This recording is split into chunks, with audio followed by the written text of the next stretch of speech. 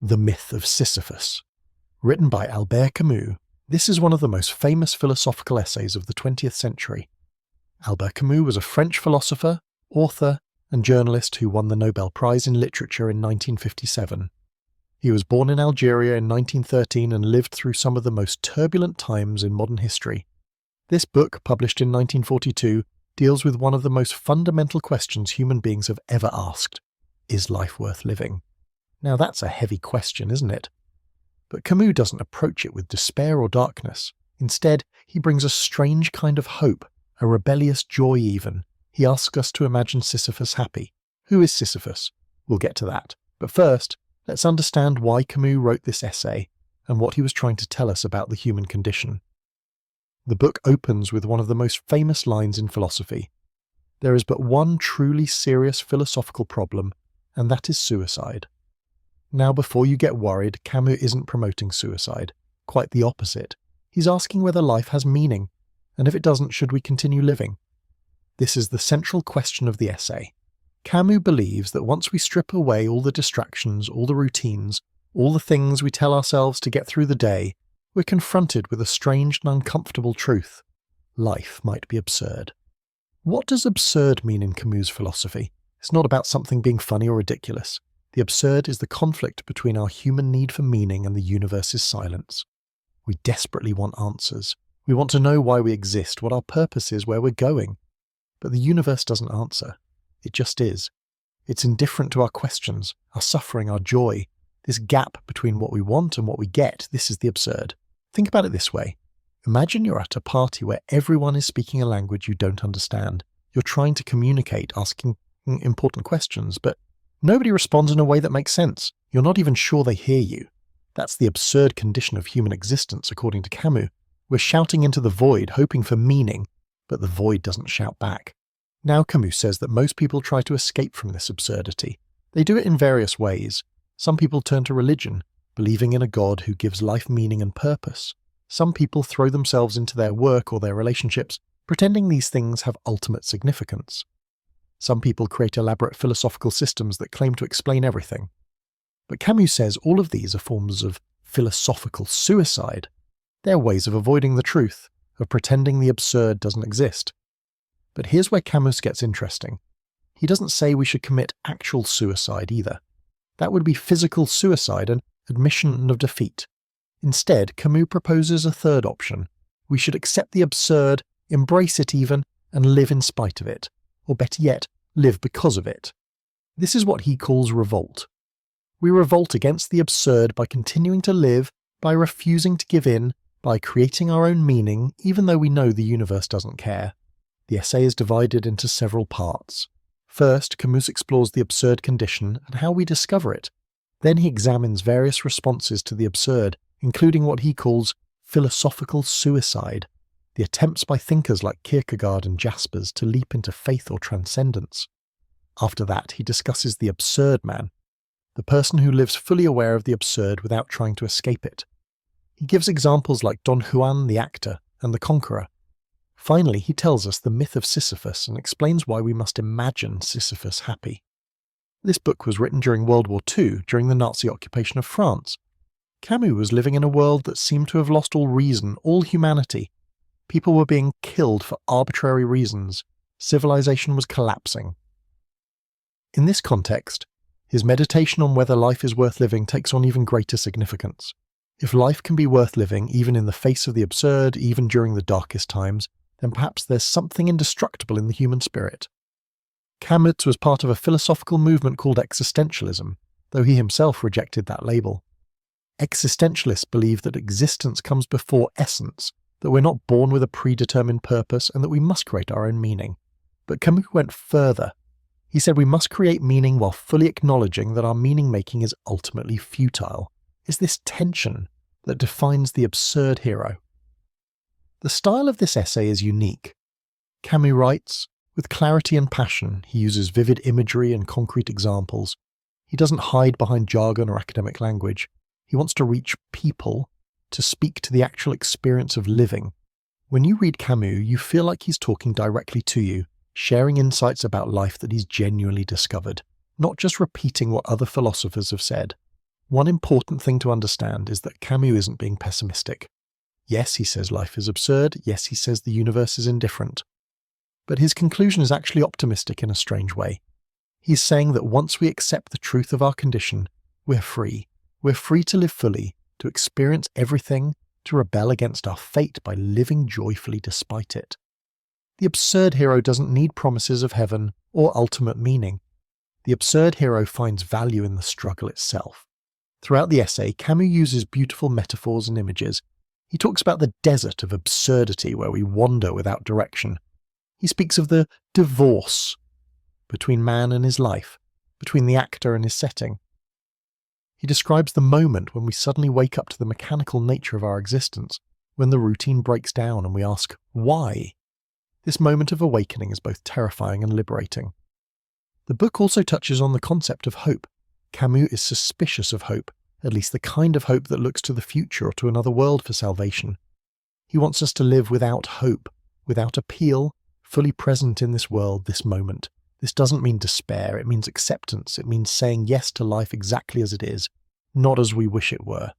Let's talk about the structure of our journey through this essay. We'll explore each major section, understand Camus' arguments, look at his examples, and try to grasp what he's really saying about how to live. We'll meet the absurd man in his various forms, we'll confront the big questions about meaning and purpose, and ultimately, we'll climb that hill with Sisyphus and understand why, at the very moment when he watches his boulder roll back down, he might actually be happy. This isn't just abstract philosophy, this is about your life, my life, everyone's life. Have you ever felt that life is repetitive, that you're just going through the motions? Have you ever wondered what the point is? Have you ever felt disconnected from the world around you? If so, you've touched the absurd. Camus wants to help us not just understand this feeling, but transform it into something powerful, something life-affirming. So let's begin this journey into the absurd. Let's try to understand one of the most profound essays ever written about what it means to be human. Let's learn why Camus, in the middle of a world war, in the face of all evidence to the contrary, insisted that we must imagine Sisyphus happy.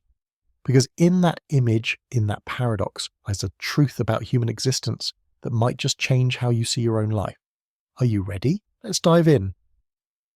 The walls of absurdity. Camus begins his exploration by describing what he calls the absurd walls. These are the barriers we hit when we start asking the fundamental questions. Picture yourself going through your daily routine. You wake up, you go to work, you come home, you sleep, you do it again, day after day, week after week, year after year, and then one day you stop and ask, why? That simple question can shake everything.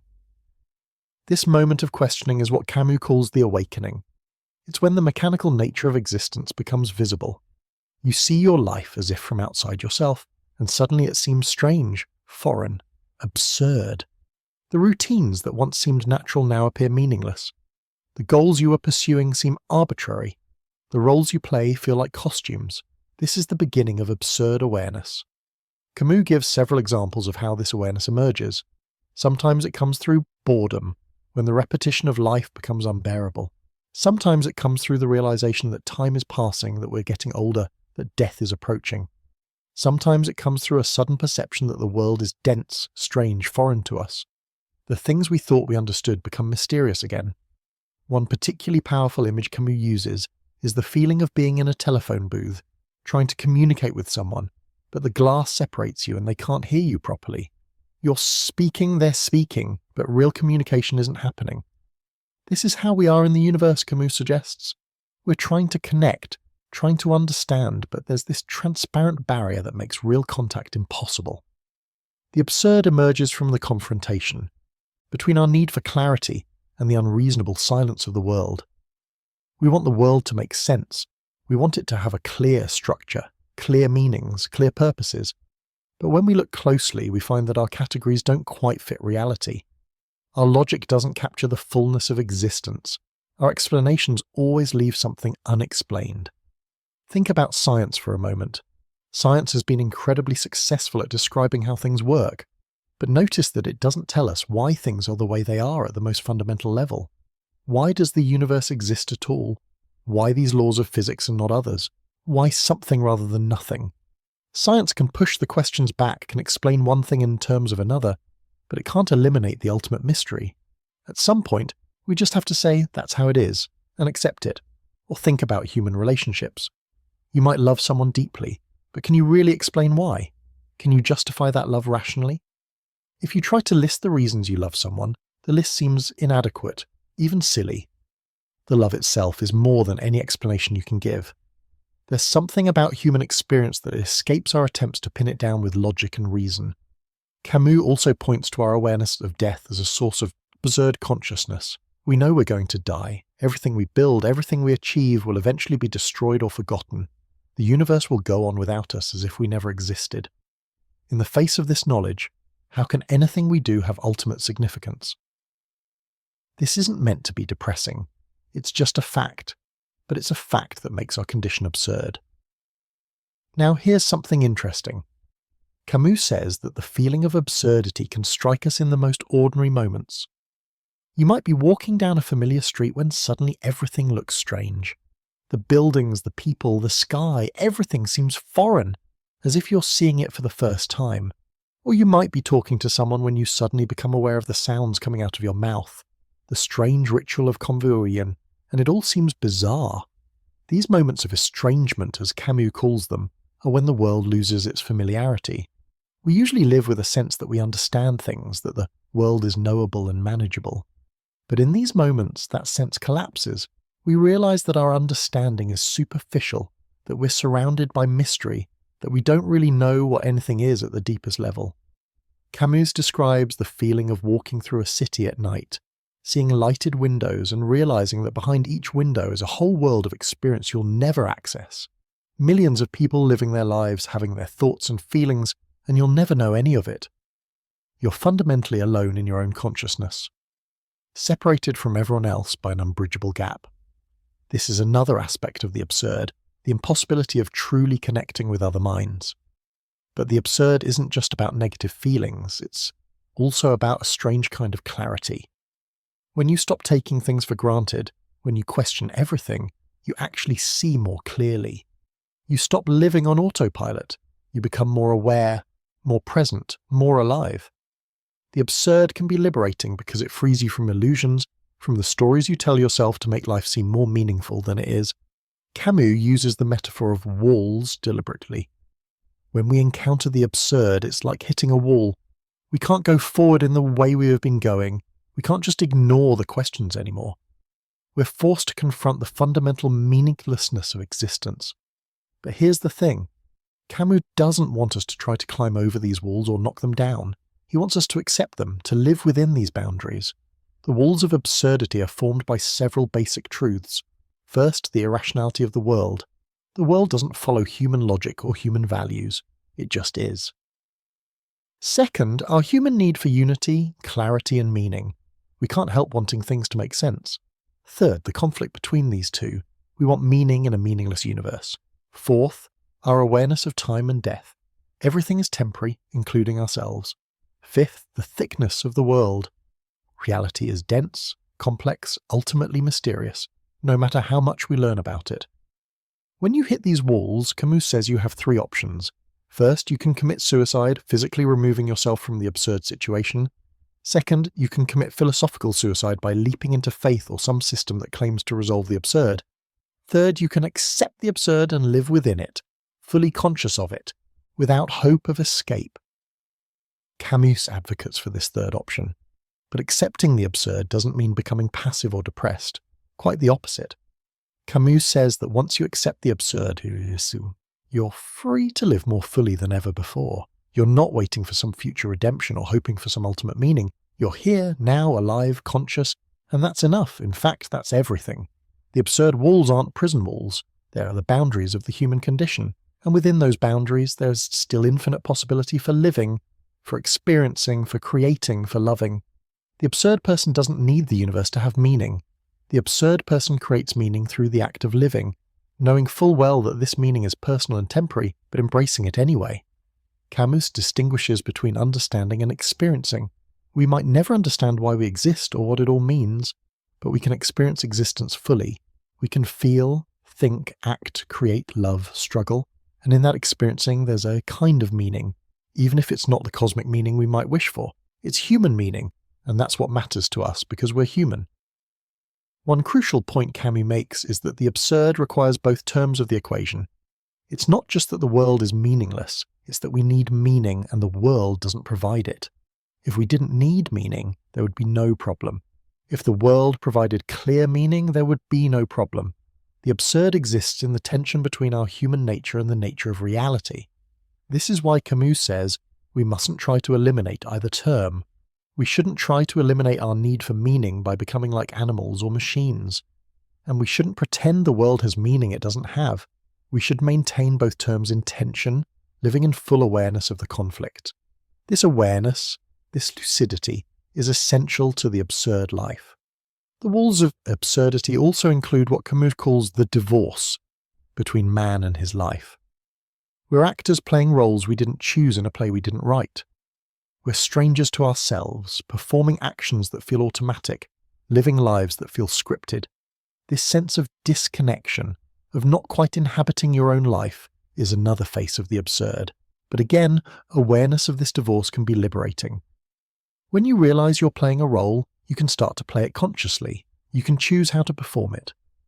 You're still stuck in the play, still on the stage, but you're no longer fooled by it. You know it's a performance, and that knowledge gives you a certain freedom. Now that we've encountered the walls of absurdity, Camus wants to explore how we should think about this situation. He calls this absurd reasoning. It's a particular way of thinking that accepts the absurd as its starting point and refuses to escape from it through various philosophical tricks. Camus begins by examining what he calls the leap. Many philosophers, when confronted with the absurd, have made what Kierkegaard called a leap of faith. They acknowledge that reason cannot provide ultimate meaning, but then they jump beyond reason into faith, hope, or some transcendent belief system. Camus sees this as intellectual dishonesty, as a form of philosophical suicide. Søren Kierkegaard, the Danish philosopher, is one of Camus' main targets here. Kierkegaard recognized the absurd clearly. He saw the conflict between human reason and religious faith. But his solution was to embrace that conflict, to make the leap of faith despite the absurdity, or even because of it. For Kierkegaard, true faith requires giving up reason, accepting the irrational, believing in the impossible. Camus respects Kierkegaard's honesty in recognizing the absurd, but he cannot accept the leap. Why? Because the leap abandons the very thing that makes us human, our reason, our lucidity, our awareness. To leap into faith is to give up on understanding, to accept mystery as an answer. Camus wants to live without that consolation. He wants to maintain clear-eyed awareness of the absurd without trying to escape it. Another philosopher Camus discusses is Karl Jaspers, a German existentialist. Jaspers also recognized the limits of reason and the experience of what he called limit situations, moments when we confront the boundaries of existence, like death, suffering, or guilt. But Jaspers too, according to Camus, makes a leap. He moves from these limit situations to transcendence, to some kind of higher reality beyond the empirical world. Camus argues that this move is unjustified. Yes, we encounter limits, yes, we experience the absurd, but that doesn't justify believing in transcendence. That's smuggling in hope where none is warranted. It's making reality more palatable by adding something we wish were there but have no evidence for. It's philosophical suicide because it kills the absurd by pretending it can be overcome. Lev Shestov, a Russian existential philosopher, also receives Camus's attention. Shestov celebrated the irrational, arguing that reason is inadequate and that we should embrace absurdity through faith in God. He wanted to go beyond reason, beyond logic, into pure faith. Again, Camus sees this as a leap, as an escape from the absurd rather than an acceptance of it. What all these philosophers have in common, according to Camus, is that they recognize the absurd but then try to resolve it. They acknowledge that human reason cannot provide ultimate answers, but then they jump to something beyond reason. Faith, transcendence, the irrational. They substitute hope for clear-sightedness. They choose comfort over truth. Camus insists that we must resist this temptation. We must live without appeal, without hope, without transcendence. We must face the absurd directly and not blink. This doesn't mean despair. It means accepting what is real and finding a way to live fully within those constraints. It means being honest about our condition rather than inventing consoling fictions. This brings us to one of Camus' central ideas, the importance of lucidity. Lucidity means seeing clearly, being fully conscious of your situation without illusions. The absurd man is lucid. He knows he's going to die. He knows nothing has ultimate meaning. He knows the universe is indifferent. But he doesn't turn away from these truths. He stares them down. He lives with them. He builds his life on them. Lucidity is difficult to maintain. We're constantly tempted to fall back into comfortable illusions. We tell ourselves stories about purpose and destiny. We believe in progress, in justice, in meaning. But these are human constructions, not features of the universe. The lucid person sees through them while still choosing to live as if they matter. This is the paradox at the heart of absurd reasoning. Camus also discusses the role of hope. In traditional philosophy and religion, hope is considered a virtue. We hope for a better future, for salvation, for ultimate meaning. But Camus sees hope as a dangerous illusion. Hope makes us look away from the present towards some imagined future. Hope makes us less alive to what is, because we're focused on what might be. The absurd man lives without hope. This doesn't mean he's depressed or passive, it means he's fully present. He doesn't sacrifice today for tomorrow. He doesn't endure this life in hopes of another. He accepts that this is all there is, and he lives it completely. Without hope, he's paradoxically more free to act, to experience, to create. But here's an important distinction. Living without hope doesn't mean living without goals or projects. The absurd man can still pursue objectives, create works, build relationships. The difference is that he doesn't invest these things with cosmic significance. He doesn't need them to justify his existence. He does them because he chooses to, because they're part of living fully, not because they'll lead to some ultimate reward or meaning. Camus introduces the concept of quantity versus quality in experience. Since the absurd man knows his time is limited and that nothing has ultimate meaning, he focuses on experiencing as much as possible. Not quantity in a superficial sense, but quantity of genuine experience. He wants to live widely, deeply, intensely. He wants to feel everything, know everything, be everything gesunde within his brief existence. This might sound hedonistic, but Camus is careful to distinguish his position from simple pleasure-seeking. The absurd man doesn't just chase pleasures, he seeks experiences, awareness, consciousness. He wants to be fully alive in every moment. This might include pleasure, but also pain, struggle, effort, creation. The point is to live consciously and completely. Absurd reasoning also involves a particular relationship to death. Most philosophical and religious systems try to overcome death somehow, through immortality of the soul, through leaving a legacy, through being part of something larger that continues. The absurd man accepts death as final. He knows he'll die and that will be the end. This knowledge doesn't paralyze him, it focuses him. It makes every moment more precious. There's a mathematical metaphor Camus uses. If life has infinite duration, eternal life, then individual moments have infinitesimal value. But if life is finite, each moment has definite, precious value. The absurd man, knowing he's finite, experiences each moment more fully. His mortality doesn't diminish his life, it concentrates it. Camus also addresses the question of suicide directly in this section. He's already said that suicide is not the answer to the absurd. But why not? If life is meaningless, why continue? Camus's answer is subtle. Suicide would be an acknowledgement that the absurd has defeated you, that you can't bear to live with it. But the absurd man is stronger than that. He revolts against his condition by living in spite of it. Moreover, suicide would mean losing consciousness, and consciousness is the only thing that makes the absurd possible in the first place. Without human consciousness, there is no absurd, just the universe going about its business. The absurd requires awareness. So to maintain consciousness in full knowledge of the absurd is itself a form of rebellion, a way of asserting human dignity in an indifferent universe. This rebellion, this revolt, is central to Camus's philosophy. It's not political revolution he's talking about here, though he would address that elsewhere. It's existential revolt, the refusal to give in, the insistence on living fully and consciously despite knowing the ultimate futility of all action. It's saying no to the absurd by continuing to exist within it. The absurd reasoning Camus describes as demanding. It requires constant vigilance, constant honesty, constant courage. It would be easier to believe in God, in cosmic justice, in ultimate meaning. But Camus thinks we owe it to ourselves to be honest. If we're going to live authentic lives, we need to start from a truthful understanding of our condition, not from comforting illusions. There's something heroic in Camus's vision of the absurd man. He's not a tragic figure, though his situation might seem tragic. He's a hero because he faces the truth and doesn't flinch. He creates his own meaning in a meaningless universe. He finds joy in the struggle itself, not in hopes of victory. He lives fully in the face of futility.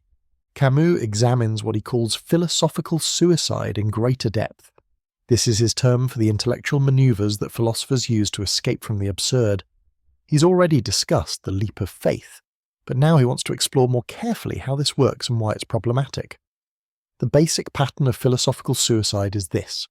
A philosopher recognizes the absurd, acknowledges that reason cannot provide ultimate answers, but then suddenly discovers or invents some way out. This escape usually involves claiming that there's a higher truth beyond reason, or that the limits of reason themselves point to something transcendent, or that we should embrace the irrational. Camus sees this move in many philosophical traditions, in existentialism, in phenomenology, in various forms of religious philosophy. The common thread is the refusal to simply accept the absurd and live within it. Instead, these philosophies try to overcome the absurd, to dissolve it, to transcend it. They can't bear to let it stand. Why do philosophers do this? Camus suggests it's because the absurd is unbearable if you only recognize it halfway. If you see that life might be meaningless but still cling to the need for meaning, you're in an impossible position.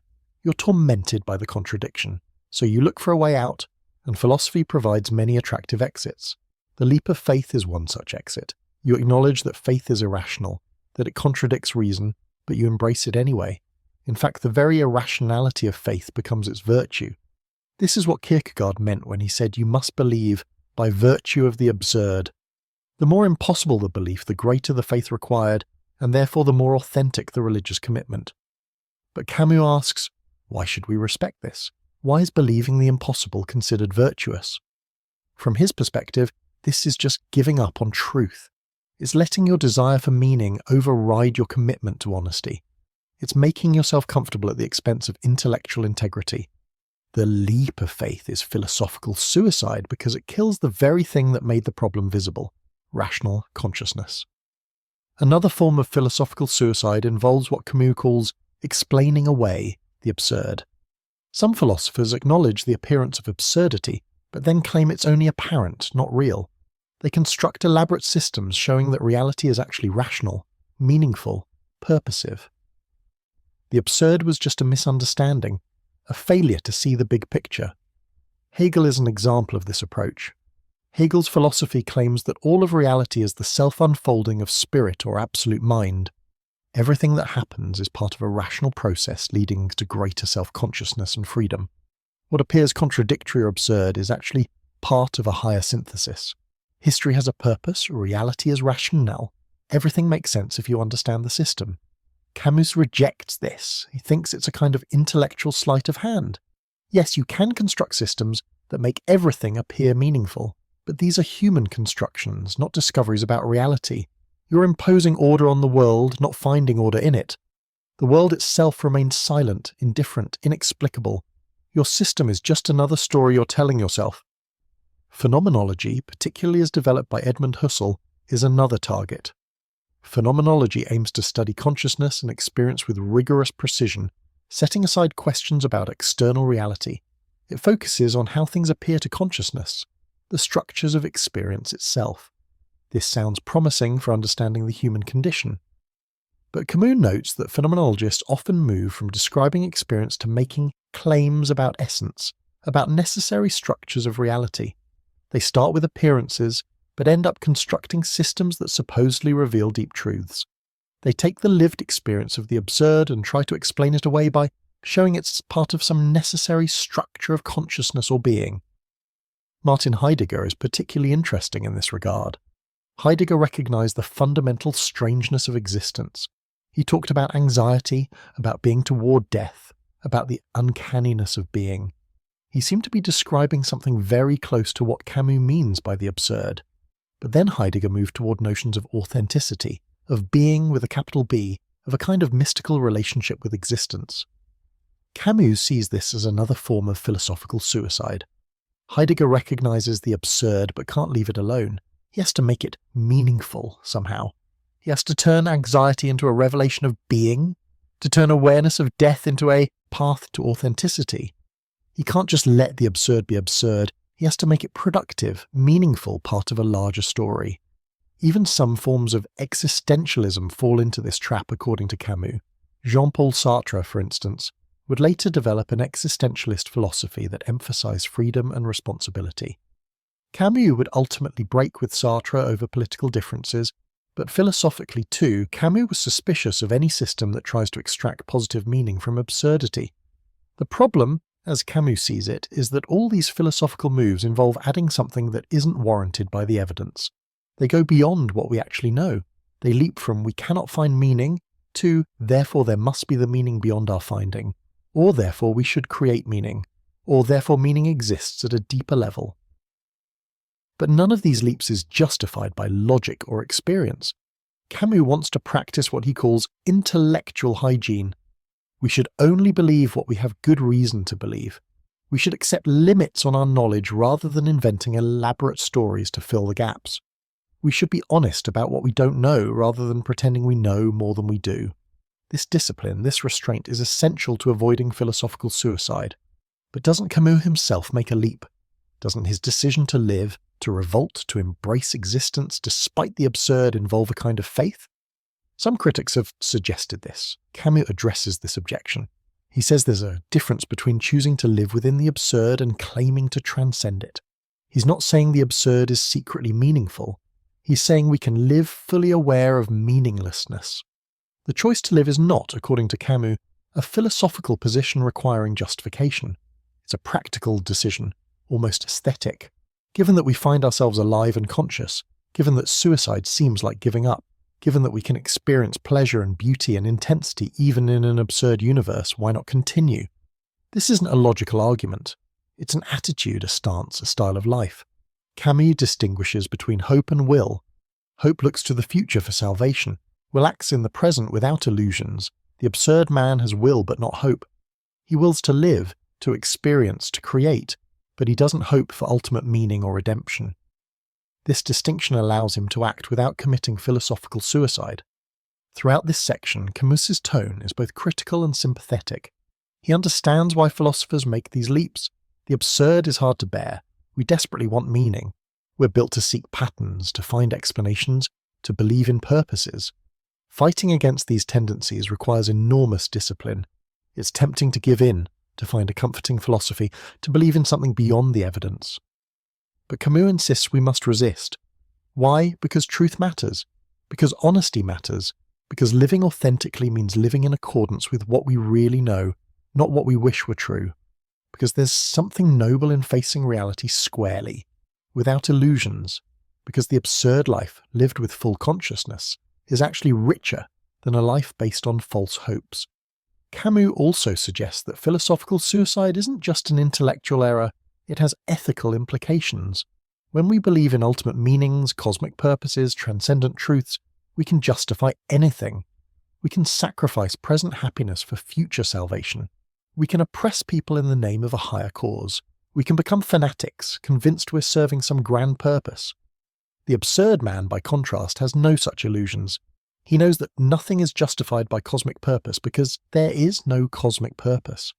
This makes him more cautious, more humble, more focused on concrete human experience rather than abstract ideals.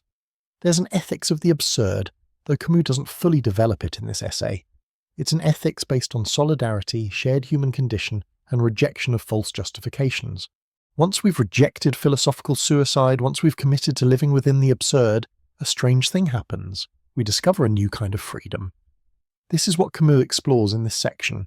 It's not freedom in the traditional sense, freedom to choose our destiny or freedom to achieve our goals. It's something more radical, freedom from needing our lives to have cosmic significance. Think about how much of human behavior is driven by the search for meaning. We want our lives to matter. We want to do something important, something that will last, something that justifies our existence.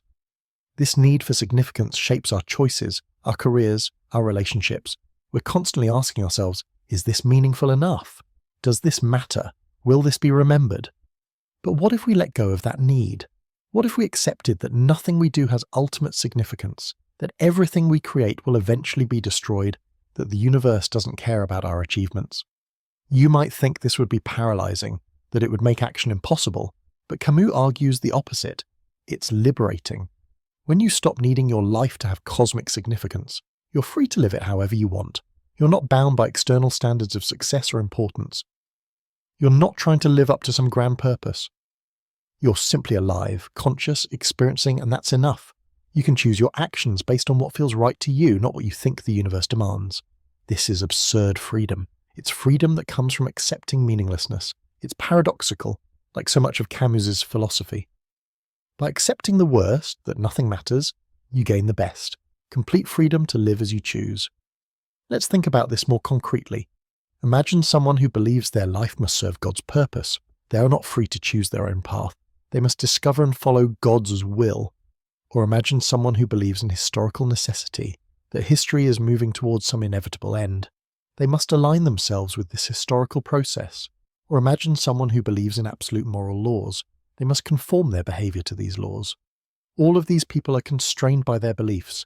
They're trying to live up to external standards, to fulfill purposes they didn't choose, to serve ends they believe are objectively important. But the absurd man is free from all of this. He knows there's no God-giving orders, no historical destiny to fulfill, no cosmic moral law. He can choose his own values, create his own purposes, live according to his own standards. This doesn't mean the absurd man acts randomly or immorally. He can still have values and ethics, but these are his choices, not cosmic imperatives. He might choose to be kind because kindness makes life better for himself and others, not because the universe demands it.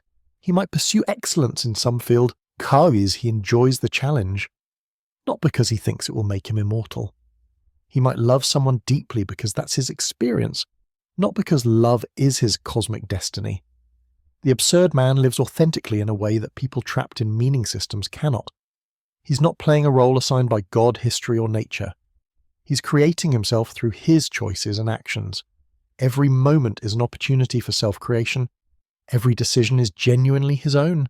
This is radical freedom, and it's both exhilarating and terrifying. Camus talks about living without appeal. This means living without appealing to anything beyond yourself to justify your existence. You don't appeal to God, to posterity, to progress, to justice. You live for the sake of living itself. You act for the sake of acting. You create for the sake of creating. The activity itself is the point, not some future reward or transcendent meaning. This brings us to the concept of the present moment. People trapped in meaning systems are always living for something else, for heaven, for the revolution, for legacy, for the future. They sacrifice the present for some imagined future payoff. But the absurd man knows the present is all there is. The future will come and become present, and then it too will pass. There's only ever this moment now, so the absurd man lives fully in the present. He doesn't defer for happiness or authentic living. He doesn't tell himself, once I achieve this, then I'll really live. He lives now intensely, completely. This doesn't mean he doesn't plan or work toward goals, but he finds value in the process, not just the outcome. The journey is the destination because the journey is all there is. Camus uses the metaphor of divorce again here. There's a divorce between man and his life when he lives for external purposes. He's alienated from his own existence, treating it as a means to some other end. But the absurd man remarries his life, so to speak. He and his life become one. He inhabits his existence fully, not as an actor playing a role, but as someone fully present in their own experience. This freedom also extends to how we think about death. Most philosophical and religious systems try to give death meaning. Death is a transition to another life, or it's the moment when your earthly deeds are judged, or it's your contribution being absorbed into the great historical process. But for the absurd man, death is simply the end. It's not meaningful. It's just final. Paradoxically, accepting death's meaninglessness makes life more valuable. If death is just the end, then every moment before it becomes precious. You're not living for something beyond death. You're living because you're alive now. The finality of death focuses your attention on life. It strips away all the distractions and illusions and forces you to confront the simple fact of your existence. Camus introduces the idea of quantity of experience here. Since the absurd man knows his time is limited and nothing has eternal significance, he wants to experience as much as possible. He wants to live multiple lives within his one life. He wants to try everything, feel everything, know everything he can. Not in a superficial way, but in a deep conscious way. This is where absurd freedom becomes practical. You're free to experiment with different ways of living. You're not bound to one career, one identity, one path. You can reinvent yourself. You can try new things without worrying whether they fit some grand plan. You can make mistakes without seeing them as failures. They're just experiences, just part of living fully. The absurd man is also free from resentment and regret in a unique way. If nothing matters ultimately, then your past mistakes don't matter ultimately either. You can't ruin your life in some cosmic sense, because your life didn't have a cosmic purpose to begin with.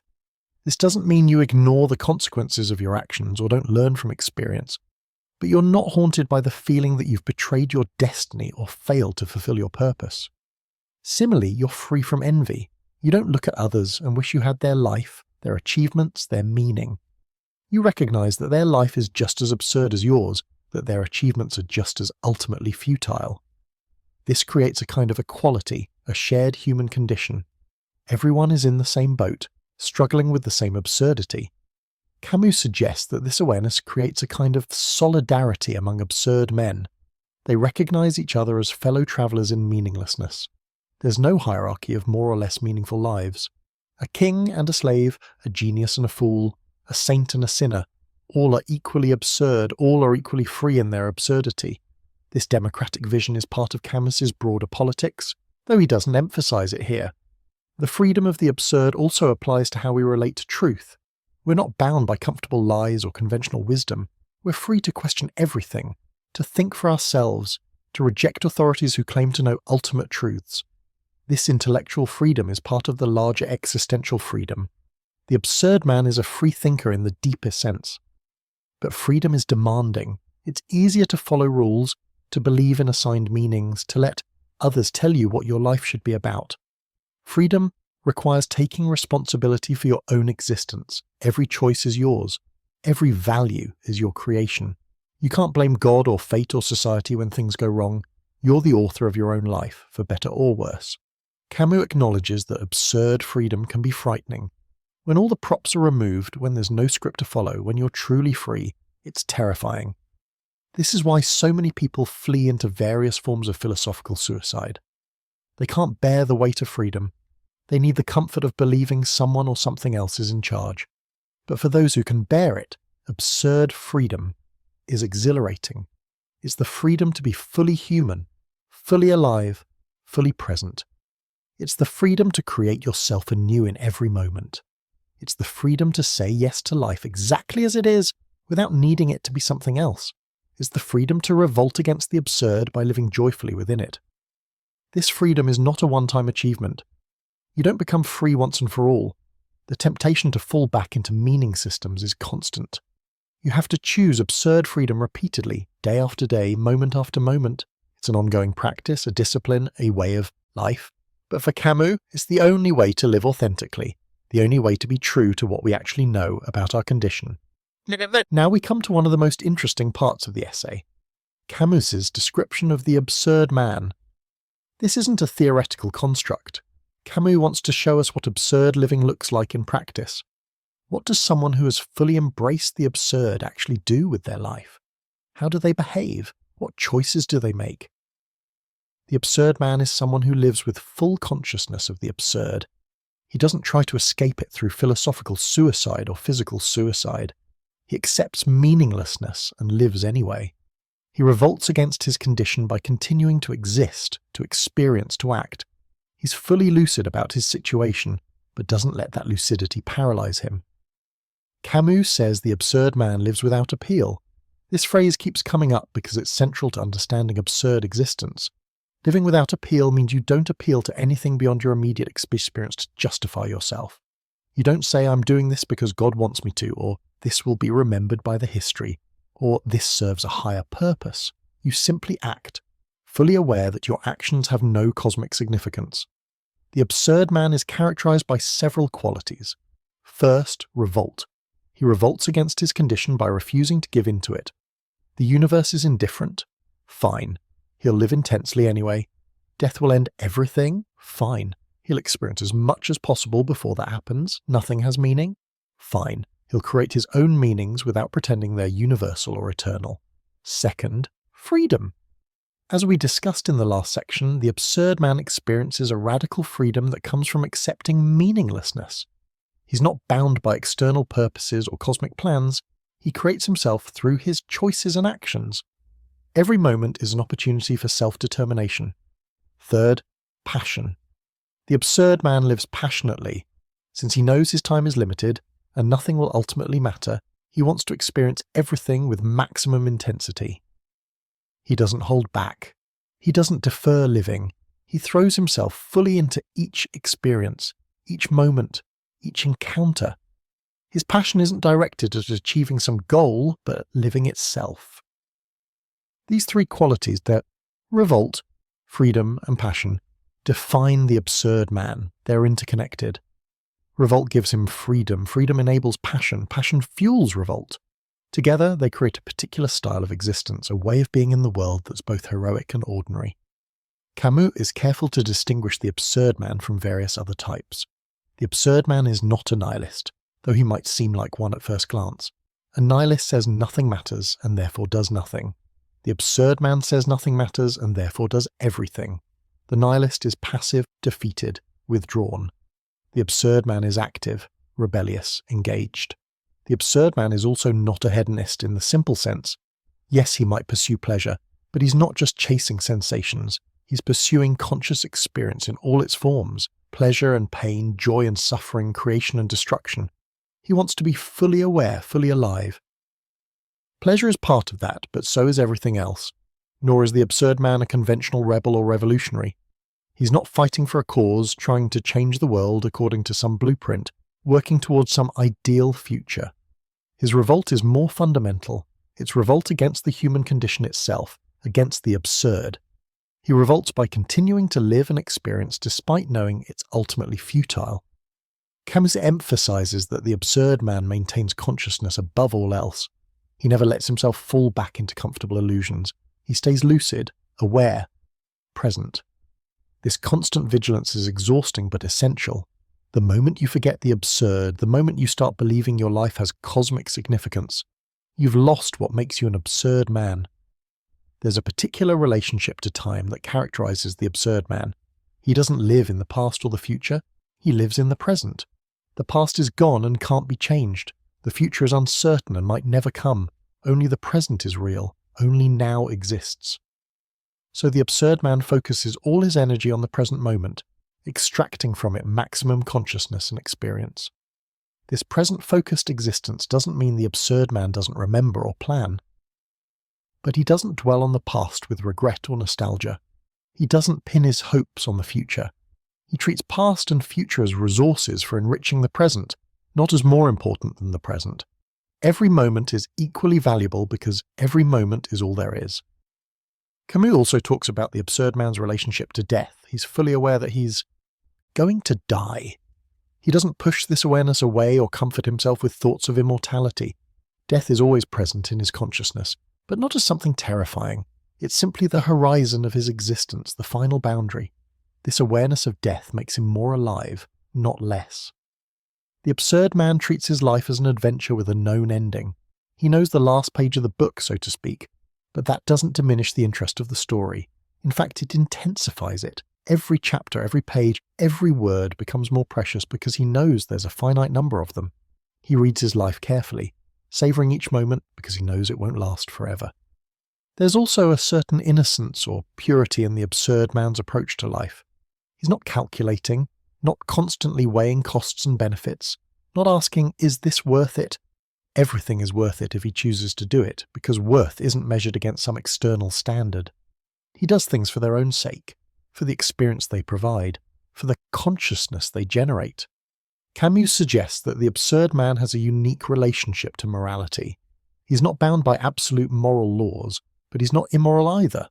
He creates his own ethics based on his experience and his sense of human solidarity. He might choose to be kind, honest, or just, but these are his choices, not obligations imposed from outside. His ethics are personal but no less real for that. The absurd man is also characterized by a certain honesty or authenticity. He doesn't play roles or wear masks, at least not unconsciously. If he plays a role, he knows he's playing it. He doesn't deceive himself about who he is or what he's doing. This radical honesty with himself is part of maintaining the lucidity that defines absurd existence. Camus wants us to see that the absurd man is not some rare, extraordinary individual.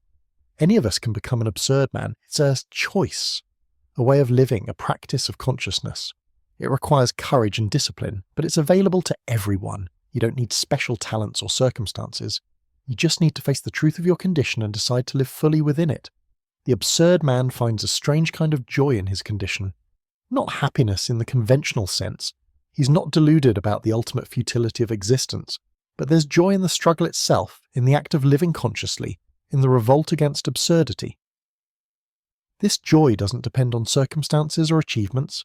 It comes from the inside, from the choice to say yes to life despite everything. In the sections that follow, Camus will give us specific examples of absurd men. Don Juan, the actor, the conqueror, the creator, each embodies the absurd qualities in different ways. Each shows us a different style of absurd existence. But they all share the fundamental characteristics we've been discussing: revolt, freedom, passion, lucidity, present-focused living, and acceptance of death. The absurd man is Camus's answer to the question, how should we live if life is meaningless? Not by committing suicide, either physical or philosophical, not by retreating into illusions or comfortable lies, but by living fully, consciously, passionately in revolt against our condition. The absurd man is a hero not because he achieves great things, but because he continues to exist and experience despite knowing it's all absurd. His heroism is in the living itself. Camus gives us his first example of an absurd man, Don Juan, the legendary lover. When you hear Don Juan de Abdesam, you might think of a superficial playboy, someone who uses women and discards them, someone driven by shallow lust. But Camus's interpretation is more sophisticated. His Don Juan is an absurd hero, someone who lives according to the logic of absurd existence. Why is Don Juan an absurd man? Because he lives entirely in the present, pursuing quantity of experience without illusions about its ultimate meaning. He loves many women not because he's incapable of deep feeling, but because he wants to experience all the variations of love, all the different encounters, all the possibilities of human connection. He's not looking for the one who will give his life meaning. He knows no such person exists. Traditional morality condemns Don Juan. He's seen as sinful, immoral, a user of women. He doesn't commit, doesn't settle down, doesn't build a lasting relationship. But Camus asks us to reconsider this judgment. Don Juan is honest. He doesn't promise eternal love. He doesn't pretend each woman is his destiny. He offers what he can offer: intense, present, genuine connection for as long as it lasts. Contrast Don Juan with the romantic lover who swears eternal devotion. The romantic lover is living in illusion. He pretends his love transcends time, that it's metaphysically special, that it gives cosmic significance to his existence. He's making the woman into an escape from the absurd, a source of meaning. But this puts an impossible burden on the relationship and sets everyone up for disappointment. Don Juan, by contrast, makes no such claims. He loves each woman fully in the moment, but doesn't pretend the moment will last forever. He doesn't need the relationship to bear the weight of ultimate meaning. It's enough that it exists now, that it provides pleasure, connection, experience. When it ends, he doesn't see it as a tragedy or a failure. It simply ended, as everything ends. This might seem cold, but Camus argues it's actually more honest and in some ways more respectful. Don Juan sees each woman as she is, not as a symbol or a saviour. He doesn't project onto her his need for meaning. He relates to her as another human being, another consciousness, someone with whom he can share intense experience for a while. There's purity in this, a kind of innocence. Camus emphasizes that Don Juan is not cynical. He genuinely feels love, desire, tenderness. But he doesn't confuse these feelings with cosmic significance. He doesn't think love conquers death or gives life meaning. Love is wonderful, but it's a part of life, not an escape from life's fundamental absurdity. Don Juan loves without illusions, and paradoxically, this makes his love more real, not less. The quantity of Don Juan's loves is important. He wants to experience all the variations of human connection. Each woman is different. Each relationship is unique. Each encounter offers something new. By loving many women, he multiplies his experiences, expands his consciousness, lives more fully. He's not repeating the same experience. He's collecting different experiences. Traditional morality says we should find one person and commit for life. But why? Usually, the answer involves ideas about eternal love, about two becoming one, about relationships giving life meaning. But if we don't accept these metaphysical claims, why privilege one relationship over many? Don Juan asks this question and chooses multiplicity over singularity. There's also something democratic about Don Juan's approach. He doesn't create a hierarchy of loves, claiming one is more important than another. Each woman he loves is equally valuable, equally worthy of his attention and passion. He doesn't have a taboo or a true love. Each is complete in itself, sufficient in the moment. This egalitarian approach to love is part of the absurd perspective. Camus notes that Don Juan accepts the consequences of his choices.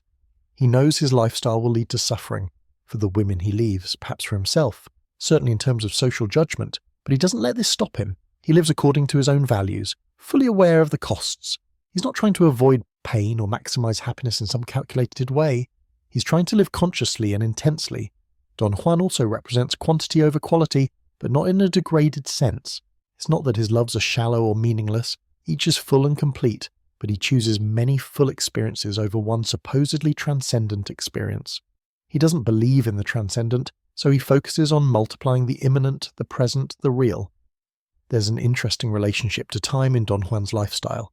Each love affair is finite, has a beginning and an end. Don Juan doesn't try to make them last forever. He accepts their temporality. This makes each affair more intense because both parties know it won't last. There's no taking each other for granted, no settling into comfortable routine. Every moment together is precious because it's limited.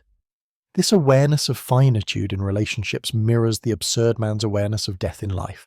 Just as the absurd man lives more intensely knowing he'll die, Don Juan loves more intensely knowing the love will end.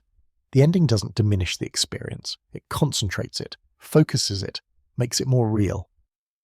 Camus's Don Juan is also distinguished by his lack of resentment or regret. When a relationship ends, he doesn't torture himself with what-ifs or blame the woman or himself. It simply ended. That's part of the nature of things. He takes full responsibility for his choices, but doesn't agonize over them. He moves on to the next experience without looking back bitterly. Now, you might object that this is still using people, still treating relationships as mere experiences to be consumed. But Camus would argue that the alternative, treating one person as the source of ultimate meaning, is actually more exploitative. It puts an impossible burden on that person. It requires them to fill a void that can't be filled. Don Juan's honesty about what he can and can't offer is actually more ethical. There's also the question of commitment. Our society values commitment highly. But why? Usually because we think committed relationships are more meaningful, more real, more valuable. But if we don't accept that some relationships are metaphysically superior to others, commitment becomes just one choice among others, not inherently better or worse. Don Juan chooses not to commit, and that's valid. Camus's portrait of Don Juan challenges conventional morality without being simply immoral. It asks us to reconsider why we value what we value. Much of our ethics around love and relationships is based on assumptions about meaning, destiny, transcendence. If we drop those assumptions, as the absurd man does, we need to rebuild our ethics from the ground up. Don Juan represents one possibility. The Don Juan lifestyle isn't for everyone. Camus isn't prescribing it. He's describing it as one way of living absurdly. Some absurd men might choose lifelong partnership. Others might choose Don Juan's path. Still others might choose celibacy. The point isn't which choice you make, but whether you make it consciously, without illusions, fully aware of the absurd. What makes Don Juan admirable, for Camus, is his lucidity. He sees clearly what he's doing and why. He doesn't deceive himself or others. He lives according to his own chosen values while fully aware that these values have no cosmic backing. He creates his own ethics of love while accepting that they're his creation, not universal laws. This combination of clarity and commitment is what makes him an absurd hero. Camus's second example of an absurd man is the actor. At first, this might seem strange. What does acting have to do with philosophical questions about meaning and absurdity? but Camus sees the actor as someone who embodies the absurd condition in a unique and revealing way. The actor lives many lives within one lifetime, and in doing so demonstrates a profound truth about existence. Think about what an actor does. An actor takes on different roles, becomes different people, lives different lives. For a few hours on stage or during a film shoot, the actor is someone else entirely. A king, a beggar, a hero, a villain, a lover, a murderer. The actor experiences these lives from the inside, feels their emotions, thinks their thoughts, makes their choices. In a sense, the actor lives more than one life. This is exactly what the absurd man wants. Remember, the absurd man seeks quantity of experience. He wants to live as fully and as widely as possible within his limited time. The actor achieves this by multiplying identities. Instead of being stuck with one self, one identity, one life, the actor becomes many selves, tries on many identities, lives many lives. But here's what makes the actor truly absurd.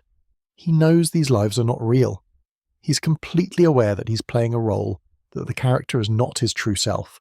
When the performance ends, he takes off the costume and returns to being himself. He doesn't confuse the role with reality. This lucidity, this awareness that he's playing a part is essential. Camus suggests that the actor's situation is actually the human situation in general, only more obvious. All of us are playing roles: the good employee, the loving parent, the loyal friend, the respectable citizen. We wear social masks, perform expected behaviours, present ourselves in certain ways, but most people forget they're playing roles. They identify completely with their social identities. They think these roles are who they really are. The actor by profession cannot maintain this illusion. The actor knows that identity is something you put on and take off. The actor experiences directly the fluidity of the self, the constructed nature of personality. This awareness is uncomfortable for most people, but for the absurd man, it's liberating. If the self is not fixed, if identity is malleable, then you're free to become many things. There's also something about the temporary nature of performance that resonates with absurd consciousness. Each performance has a beginning and an end. The actor lives intensely in the role for a limited time, then it's over. This mirrors the absurd man's awareness that life itself is temporary. The performance doesn't last, but that doesn't make it meaningless. In fact, the limitation makes it more intense, more focused, more real in its own way. Camus notes that the actor achieves a kind of multiplication of existence. Where an ordinary person lives one life of 70 years, the actor might live hundreds of lives, each lasting only as long as the performance, but each complete in itself. The actor compresses multiple lifetimes into one, achieving the quantity of experience that the absurd man seeks. But isn't the actor's life superficial? Isn't it better to live one life deeply than many lives shallowly? Camus rejects this dichotomy.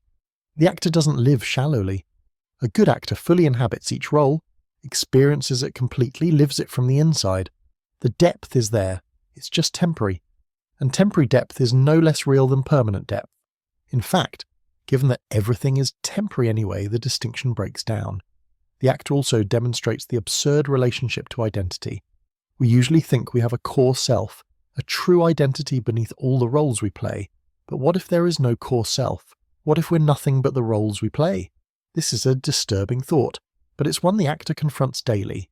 The actor knows that when you strip away all the roles, there's not some essential you remaining. There's just the capacity to take on roles. This doesn't mean the actor has no identity, but the identity is not something given, fixed, or essential.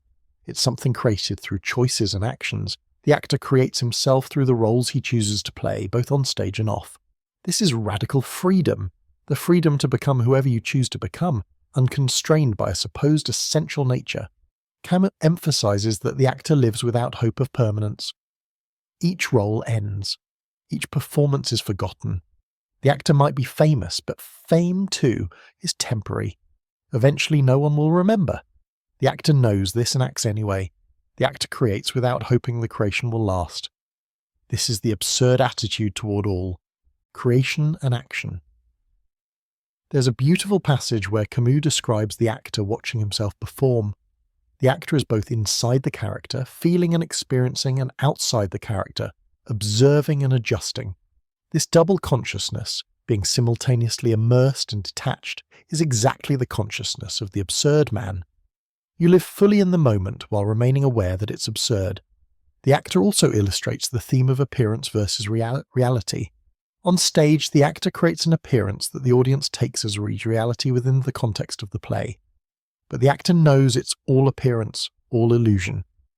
This parallels the absurd man's knowledge that the meanings and purposes we create are appearances, useful fictions, not ultimate realities. But we create them anyway and live by them anyway. Camus discusses different types of actors. The great actor is one who can fully inhabit many different roles, who has range and versatility. This actor doesn't get trapped in one type of character or one style of performance. This actor is protean, shape-shifting, capable of becoming anything. This is the ideal of the absurd man. Maximum flexibility, maximum openness to experience, maximum range of existence. There's also something about performance that's inherently social. The actor performs for an audience. The role only exists in the interaction between actor and audience. This suggests that the absurd man's existence is also social, created in interaction with others. You're not creating meaning in isolation. You're creating it through engagement with the world and with other people.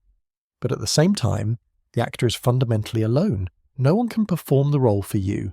You have to do it yourself. When you're on stage, you're exposed, vulnerable, alone with your craft. This too mirrors the absurd condition.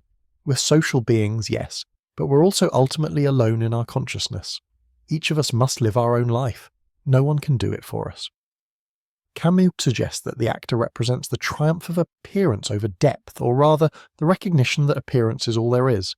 We keep looking for depth, for essence, for hidden meanings. But what if the surface is all there is? What if appearance is the only reality? The actor knows this professionally. The absurd man knows it existentially. The actor's life also demonstrates the absurd relationship to judgment. The actor is constantly judged by audiences, by critics, by directors, by peers. But the actor can't let this judgment define him. The actor must maintain his own sense of value, his own reasons for performing, independent of our sort of external approval. He acts for the sake of acting, not for the sake of being praised. This brings us back to the theme of living without appeal. The actor doesn't appeal to the audience's judgment to validate his existence. He performs because he chooses to perform. The applause is pleasant, but it's not why he does it. Similarly, the absurd man doesn't appeal to God, history, or posterity to validate his life. He lives because he chooses to live. Camus's discussion of the actor is not long, but it's rich with implications. The actor shows us what it means to live multiple lives, to create and inhabit identities, to perform with full awareness of performing, to create without hoping for permanence, to be both immersed and detached, to find value in the temporary and the superficial. All of these are aspects of absurd existence. The third example Camus gives us is the conqueror. Now, this might be the most challenging and problematic of his examples. When we hear conqueror, we think of Alexander the Great, Napoleon, or other historical figures who sought power and dominion over others. We think of war, violence, oppression. How can this be an absurd hero? Camus is careful to distinguish his conqueror from the tyrant or the power-mad dictator. The absurd conqueror is not someone who believes he has a right to rule, or that he's fulfilling some historical destiny, or that his conquest serves some higher purpose. The absurd conqueror knows his conquests are ultimately meaningless, but pursues them anyway as a form of revolt against the absurd. The conqueror represents action for its own sake. He doesn't conquer because he believes conquest is justified, because he thinks it will bring lasting peace, or because God has chosen him. He conquers because that's what he does, because action is better than passivity, because struggle is better than surrender. The conqueror revolts against the absurd through pure action. Think of it this way. The absurd presents us with the meaninglessness of existence. One response is to do nothing. If nothing matters, why act? But the absurd hero rejects this passivity. If nothing matters, then nothing prevents me from acting. In fact, the very meaninglessness of existence frees me to act as I choose. The conqueror chooses to act grandly, dramatically on a large scale. The conqueror lives entirely in action. He doesn't reflect endlessly, doesn't theorize, doesn't philosophize about whether his actions are justified.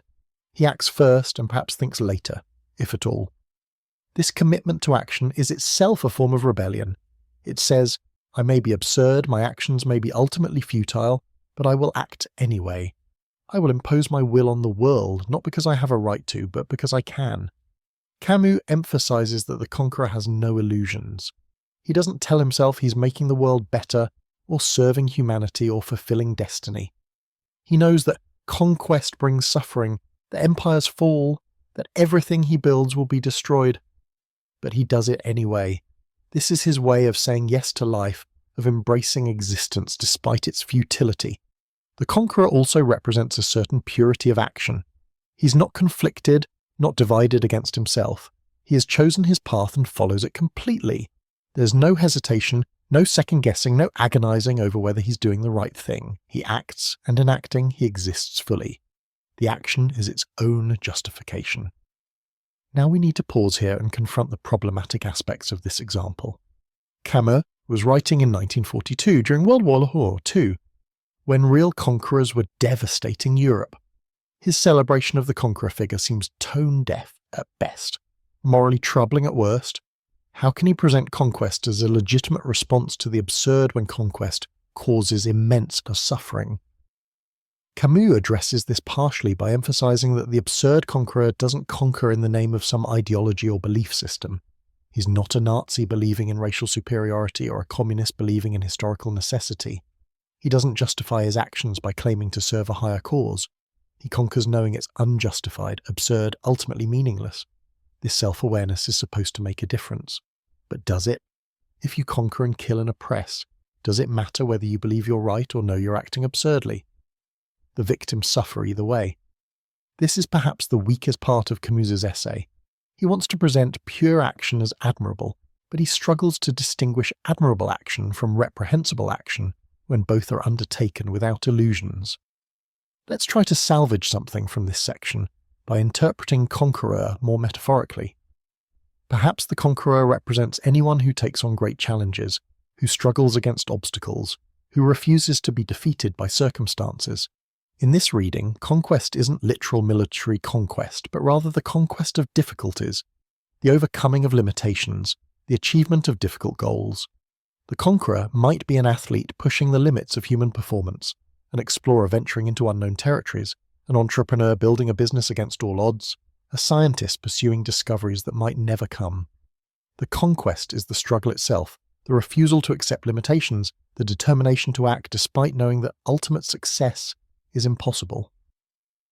In this metaphorical reading, the conqueror is someone who sets impossible goals and pursues them anyway. He knows the mountain is unclimbable, but he climbs. He knows the problem is unsolvable, but he works on it. He knows failure is certain, but he tries. This is revolt through action, through refusing to be defeated even when defeat is inevitable. The conqueror also represents the absurd relationship to power. Power is usually sought because people believe it will give them security, happiness, meaning.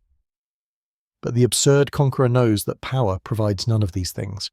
He seeks power anyway, not for what it will give him, but for the experience of seeking it, the challenge of obtaining it, the consciousness of wielding it. There's something about the scale of the conqueror's ambitions that matters too. The conqueror doesn't settle for small, safe, comfortable goals. He aims high, attempts the difficult, risks everything. This grandiosity might seem arrogant, but from the absurd perspective, it's admirable. If nothing matters anyway, why not attempt great things? Why not fail spectacularly rather than succeed at trivialities? The conqueror lives without hope, but also without despair.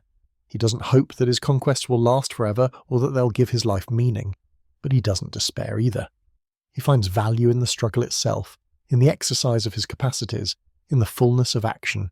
The process is the point, not the outcome. Camus contrasts the conqueror with the mystic or the monk who withdraws from the world. Both might accept the absurd, but they respond differently. The mystic turns inward, seeks peace, tries to transcend the world.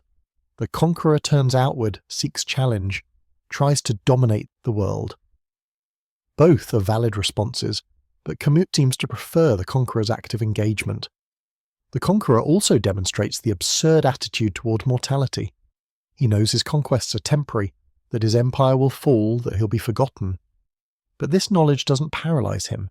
Instead, it focuses him. He acts now fully, completely, because now is all there is. His mortality makes his actions more urgent, not less meaningful. There's a passage where Camus describes the conqueror's awareness that he's playing a part in a meaningless drama. The conqueror knows the world is absurd, that history has no direction, that his victories are ultimately futile. But he plays his part anyway, with full commitment, without irony or detachment.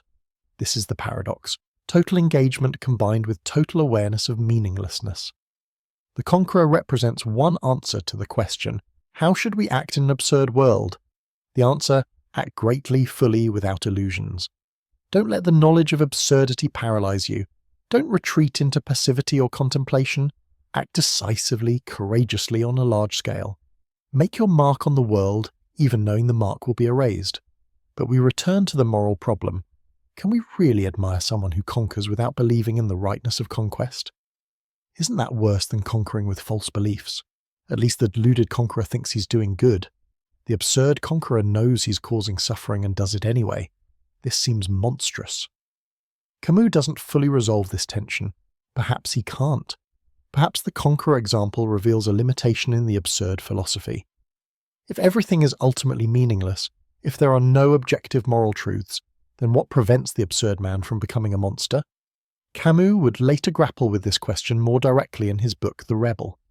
For now, let's note that Camus emphasizes the conqueror's acceptance of limits. The absurd conqueror doesn't try to conquer everything or establish eternal rule. He accepts that his conquests are temporary, that his power is limited, that he too will die. This acceptance of limits is important. It distinguishes the absurd conqueror from the totalitarian who believes his power should be absolute and eternal. The conqueror section is the shortest and least developed of Camus's examples. Perhaps he himself was uncomfortable with it, or perhaps he intended it more as a provocation than a recommendation. Whatever his intent, it challenges us to think about the relationship between absurd awareness and moral action, between meaninglessness and ethics. What we can take from this section is the emphasis on action as revolt. The absurd man doesn't simply contemplate his condition, he acts within it. He doesn't withdraw from the world, he engages with it. He doesn't wait for meaning to be given, he creates meaning through action, knowing his creations are temporary but creating anyway. This is the conqueror's lesson, stripped of its problematic associations with actual conquest. Now we come to what might be Camus's most important example of the absurd man, the creator. By creator, Camus means the artist, the writer, the novelist, the painter, the composer, anyone who creates works of art. The creator is someone who responds to the absurd by creating, by making something that wasn't there before, by imposing form on the chaos of existence. Why is the creator an absurd hero? Because the creator knows that his work is ultimately futile but creates anyway. The creator knows that his novels will be forgotten, his paintings will decay, his music will fade into silence. In the long run, the heat death of the universe will erase every trace of human creativity, but the creator creates anyway. This is revolt through creation. The creator faces the absurd directly in his work. When you sit down to write or paint or compose, you're confronting the blank page, the empty canvas, the silence. You're trying to impose meaning, order, beauty on nothingness. You're trying to create something significant out of nothing. This is the human condition in miniature. We try to create meaning in a meaningless universe. Camus emphasizes that the absurd creator doesn't create in order to escape the absurd. Bad art tries to convince us that life has meaning, that beauty transcends reality, that art reveals eternal truths. But the absurd creator knows better. He creates without illusions. His art doesn't pretend to solve the problem of existence or reveal hidden meanings. It simply exists as one more human gesture in an indifferent universe. The absurd creator is distinguished by his commitment to description rather than explanation. He doesn't try to explain why things are the way they are. He doesn't construct elaborate theories or philosophical systems. He simply describes what is, what he sees, what he experiences. He remains on the surface of things, faithful to appearances, refusing to claim access to hidden depths or ultimate meanings. This is why Camus values the novel over philosophy as a vehicle for absurd expression. The novel shows rather than tells. It presents characters and situations without necessarily explaining them. It allows ambiguity, contradiction, complexity. It doesn't have to arrive at conclusions or offer solutions. It can simply portray the human condition in all its absurdity. Camus gives the example of the novelist who creates characters.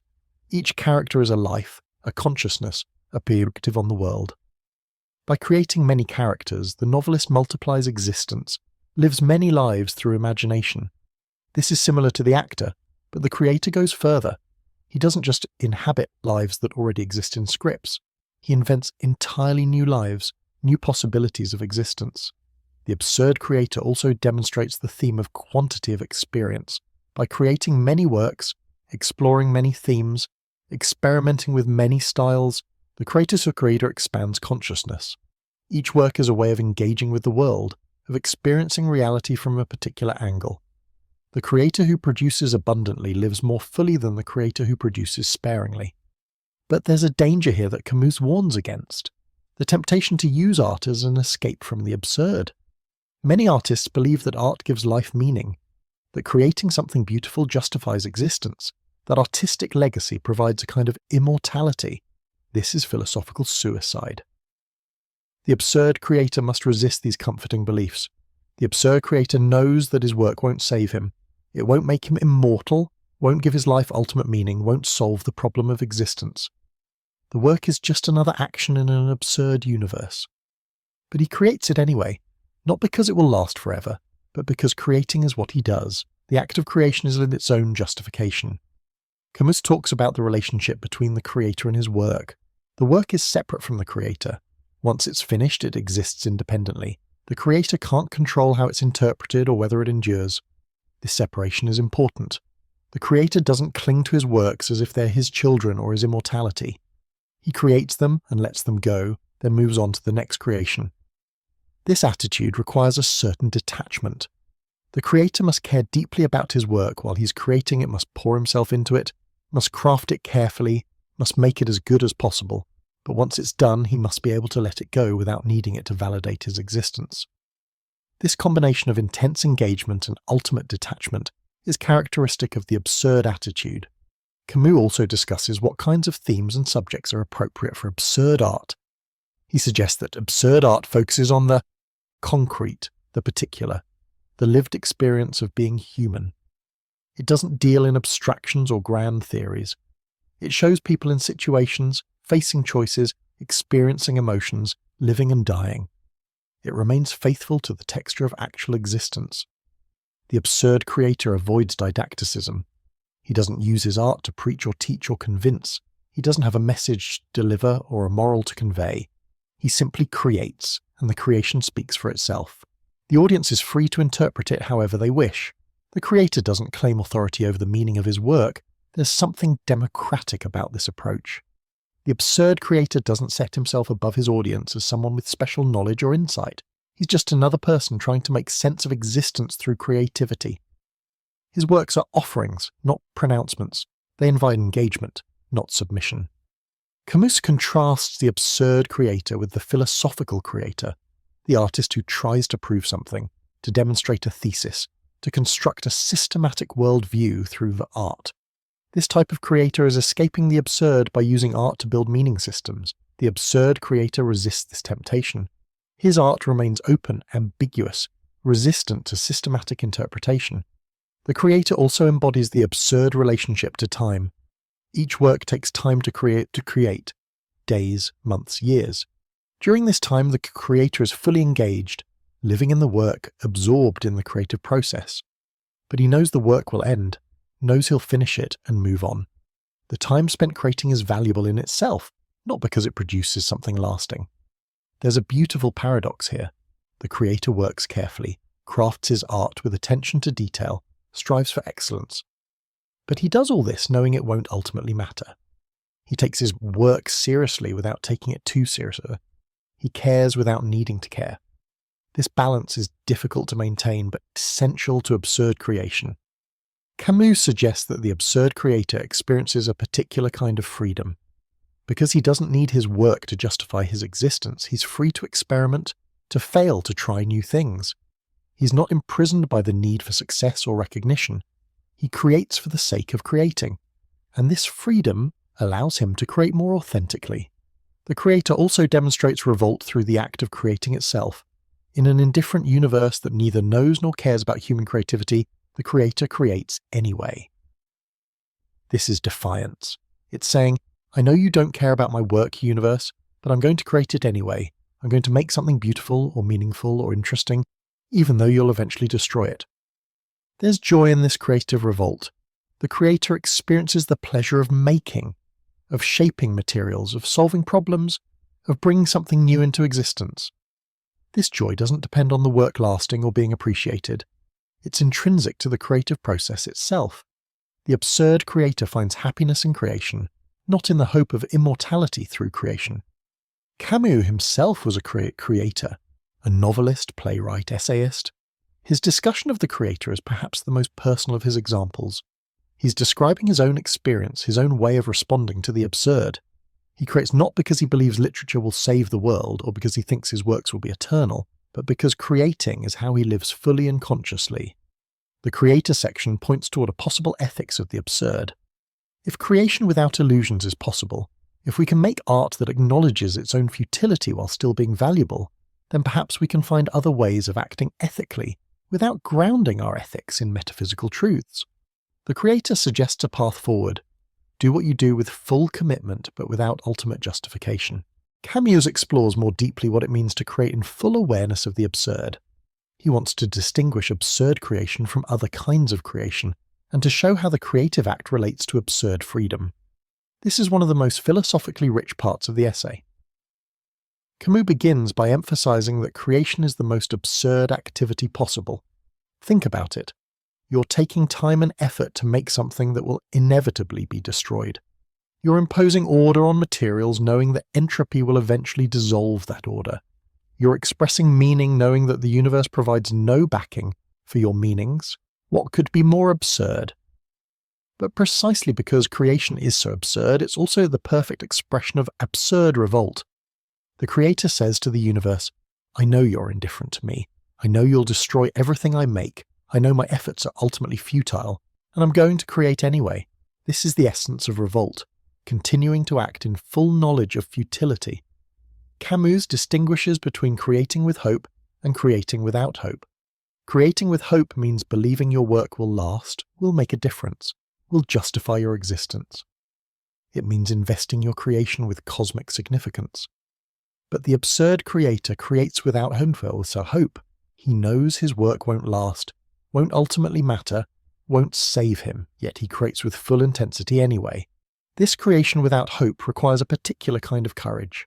It's easy to create if you believe your work will be immortal, will change the world, will make you famous.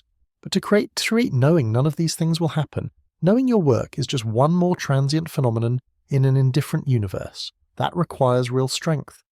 The absurd creator must also resist the temptation to make his work about the absurd. It's not enough to create art that explicitly discusses absurdity or meaninglessness.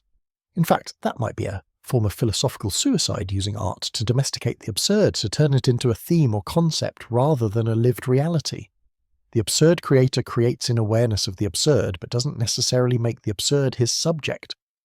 Camus talks about the importance of form in absurd creation. The creator imposes form on the chaos of experience. He shapes materials, structures narratives, creates patterns. This formal work is itself a kind of revolt. The universe might be formless and chaotic, but the creator makes formed, ordered works. He doesn't pretend these forms reveal ultimate truths about reality, but he creates them anyway as human responses to chaos.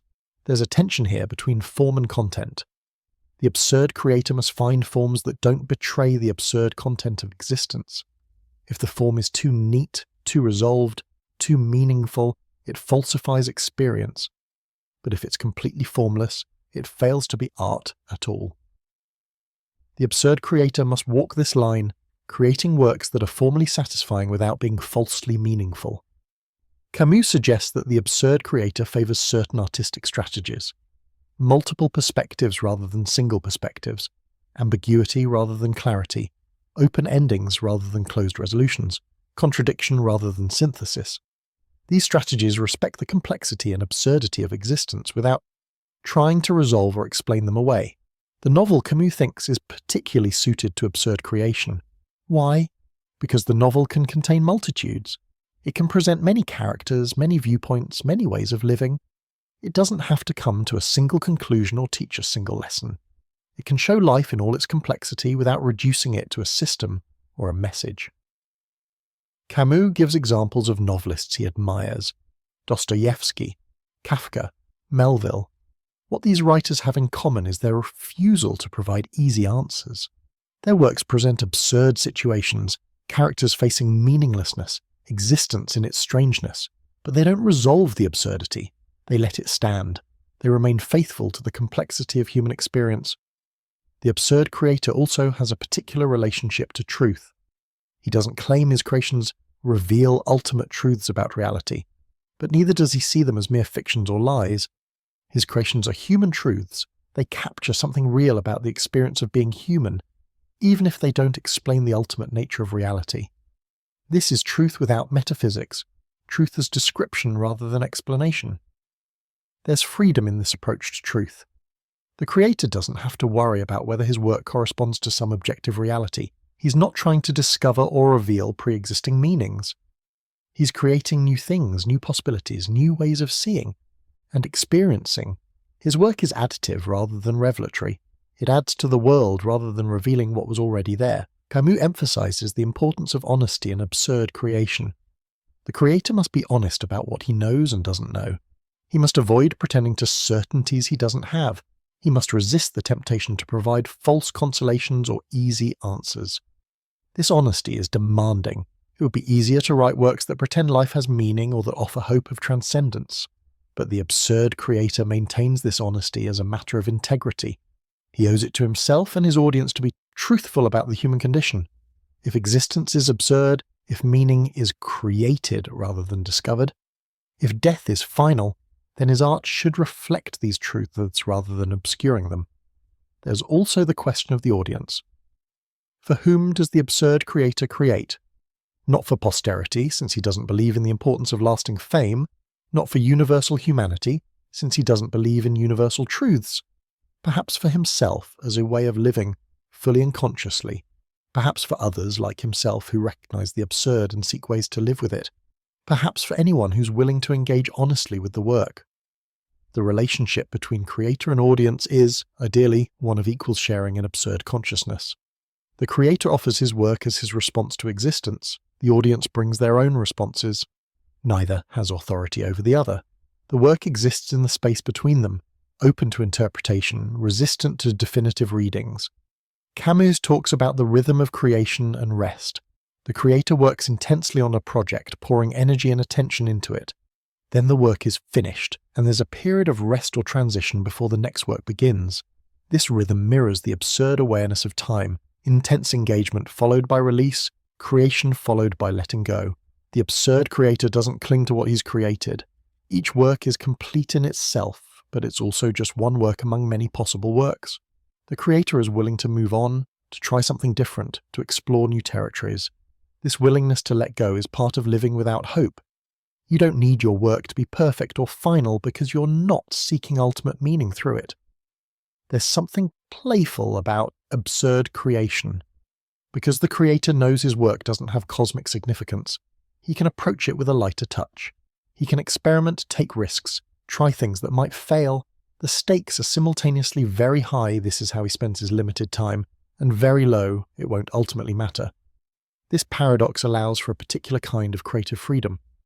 Camus suggests that the absurd creator experiences moments of intense satisfaction in the creative process, not because the work will last or because it will bring fame, but because the act of creating is itself valuable. There's pleasure in solving creative problems, in finding the right word or image, in bringing something new into existence. This pleasure is immediate and intrinsic, not dependent on future outcomes. The creator also demonstrates the absurd principle of living fully in the present. While creating, the creator is completely absorbed in the work. The past and future fade away. There's only the present moment of creation, the current challenge, the immediate experience. This total presence is itself a form of revolt against the absurd. Camus ends this section by suggesting that creation might be the most complete response to the absurd. It combines action, the creator acts by creating, consciousness, the creator is fully aware while creating, and revolt. The creator defies the absurd by creating despite it. It allows for intensity of experience, multiplication of perspectives through creating many works, and living without hope or illusion. But creation is not the only response. Remember, Camus has given us other examples. Don Juan, the actor, the conqueror, Each represents a different way of living absurdly. The point is not that everyone should become an artist. The point is that we can find ways to live fully, consciously, without illusions, and creation is one powerful example of how to do this. Finally, we come to the myth that gives the essay its title and provides its most powerful image. After all the philosophical discussion, after the examples of absurd men, Camus now tells us an ancient Greek story. And in this story, in the figure of Sisyphus, he finds the perfect symbol of the human condition and the perfect image of absurd heroism.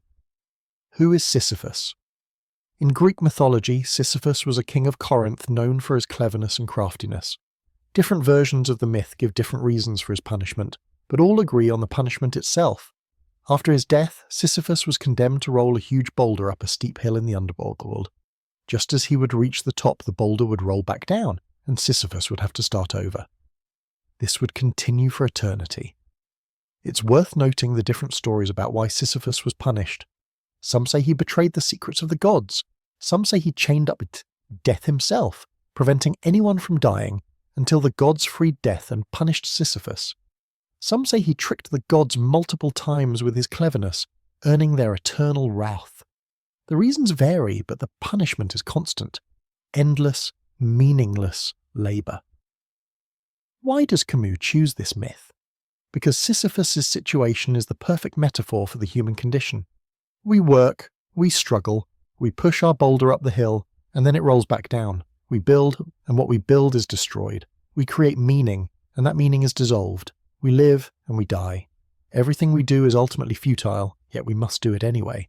But there's more to it than that. Sisyphus was punished specifically for his rebellion against the gods. He tried to escape death, to cheat the divine order, to assert his own will against cosmic authority. He was too clever, too rebellious, too human. His punishment is not just random suffering, it's a punishment designed specifically for someone who rebelled. This makes him an even more perfect symbol for Camus. Camus says, "The gods had condemned Sisyphus to ceaselessly rolling a rock to the top of a mountain, whence the stone would fall back of its own weight. They had thought with some reason that there is no more dreadful punishment than futile and hopeless labour. The gods designed this punishment to break Sisyphus' spirit, to crush his rebellion, to make him suffer the worst possible fate." But here's where Camus makes his radical move. He suggests that the gods failed. They thought they were punishing Sisyphus with the worst possible fate. But what if Sisyphus isn't miserable? What if he's actually happy? What if the very punishment designed to crush him actually liberates him? This is the heart of Camus's argument. Before we get to why Sisyphus might be happy, let's sit with the image itself. Imagine it, a man pushing a boulder up a mountain. The effort, the strain, the sweat. The focus required, the physical exertion. Then just as success seems achieved, the boulder escapes his grasp and crashes back down. All that effort wasted, and Sisyphus must descend the mountain, retrieve the boulder and start again, forever. This is horror, surely.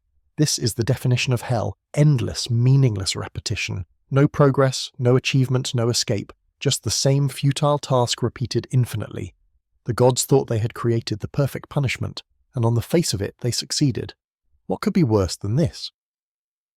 But Camus asks us to look more closely. What exactly happens in this myth? Sisyphus pushes the boulder up. This takes effort, concentration, strength. Then the boulder rolls down. And then, and this is crucial, there's a moment when Sisyphus descends the mountain to retrieve it. This moment of descent, this pause between efforts, is what interests Camus most. During the descent, Sisyphus is conscious. He's aware of his situation. He knows the boulder has fallen. He knows he must push it up again. He knows this will continue forever. In this moment of consciousness, he faces his fate directly. He sees it clearly without illusions. And in this moment of lucid awareness, something remarkable happens. Camus writes, "It is during that return, that pause, that Sisyphus interests me. A face that toils so close to stones is already stone itself. I see that man going back down with a heavy yet measured step toward the torment of which he will never know the end. That hour like a breathing space which returns as surely as his suffering, that is the hour of consciousness. This hour of consciousness is everything. This is when Sisyphus is most himself, most human, most free. not while he's pushing the boulder, then he's absorbed in the task, mechanical, not fully conscious, but during the descent, he knows, he understands. He sees his situation with complete clarity, and it's precisely in this moment of clear-sighted awareness that he triumphs. Why is Sisyphus' fate absurd? For all the reasons we've been discussing. His labour is meaningless, the boulder always rolls back down, his task is endless, there's no completion, no final achievement. His punishment is disproportionate, whatever he did doesn't merit eternal torture. His situation is impossible, he cannot win, cannot succeed, cannot escape. Yet he must continue anyway. But Sisyphus' situation is also our situation. We are all condemned to push our boulders, we work jobs that seem pointless, we pursue goals that won't ultimately matter. We build lives that will be destroyed by death. We create meanings that have no cosmic backing. We struggle uphill knowing we'll eventually fall. We are all Sisyphus. The traditional interpretation of this myth is tragic. Sisyphus is a tragic figure, eternally suffering, forever punished, never achieving anything.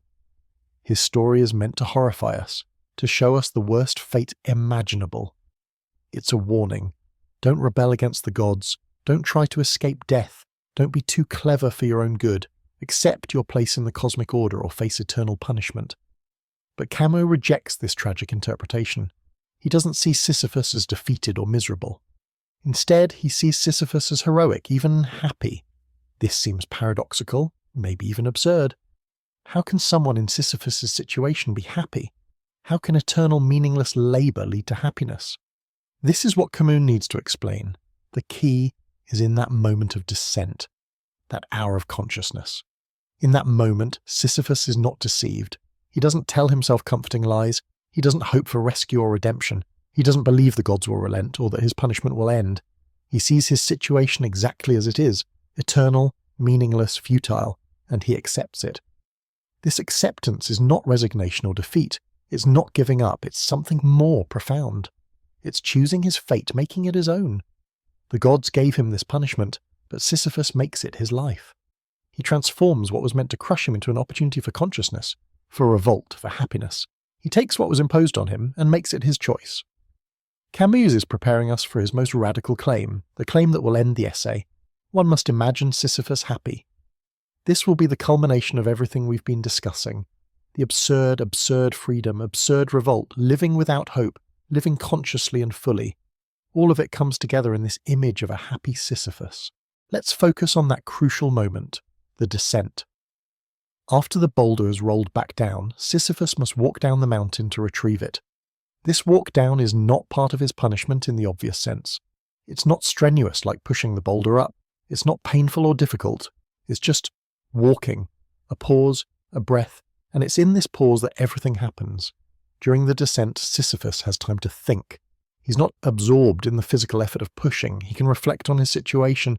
He can become fully conscious of what he's doing and why.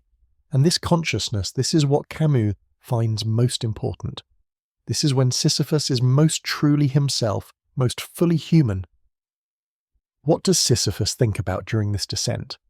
Camus suggests he thinks about his life before his punishment. He remembers being king of Corinth. He remembers the feel of water, the warmth of the sun on his face, the smell of the earth. He remembers loving life so much that he tried to cheat death itself. He remembers his cleverness, his rebellions, his refusal to accept divine authority. These memories might seem to make his punishment worse. If you remember happiness, doesn't that make current suffering more painful? If you remember freedom, doesn't enslavement hurt more? You might think Sisyphus would be better off forgetting, losing himself in the task, becoming mechanical and unconscious, but Camus insists the opposite is true. The memories make Sisyphus more conscious, and consciousness is everything. If Sisyphus forgot who he was, forgot why he was being punished, became a mere machine pushing a boulder, then the gods would have truly defeated him. He would have lost his humanity. But by remaining conscious, by remembering, by understanding his situation fully, Sisyphus maintains his humanity even in hell. Camus writes, "If this myth is tragic, that is because its hero is conscious. Where would his torture be indeed if at every step the hope of succeeding upheld him? The workman of today works every day in his life at the same tasks, and this fate is no less absurd. but it is tragic only at the rare moments when it becomes conscious. This is a crucial point. The tragedy and the triumph of Sisyphus's situation depends entirely on consciousness. An unconscious Sisyphus, one who didn't understand his fate, wouldn't truly be punished. He'd just be a boulder-pushing machine. The punishment only works because Sisyphus knows what's happening to him, but this same knowledge that makes the punishment effective also makes his triumph possible. During the descent, Sisyphus faces the truth of his existence. He sees clearly that his labour is meaningless, that nothing he does will ever accomplish anything, that he's trapped forever in this cycle. This truth could crush him. It's meant to crush him. The gods designed this punishment to break his spirit through the clear knowledge of its futility. But something unexpected happens. In the very moment when Sisyphus sees his situation most clearly, when he faces the meaninglessness of his existence most directly, he becomes free. How? Because he's no longer deceived. He's no longer hoping for rescue or believing in eventual success. He sees reality exactly as it is, without illusions, and in this clear-sightedness he discovers a strange power. The power is the power to say yes or no to his situation. The gods can force him to push the boulder. They can't force him to despair, they can't force him to hate his fate, they can't force him to hope for redemption.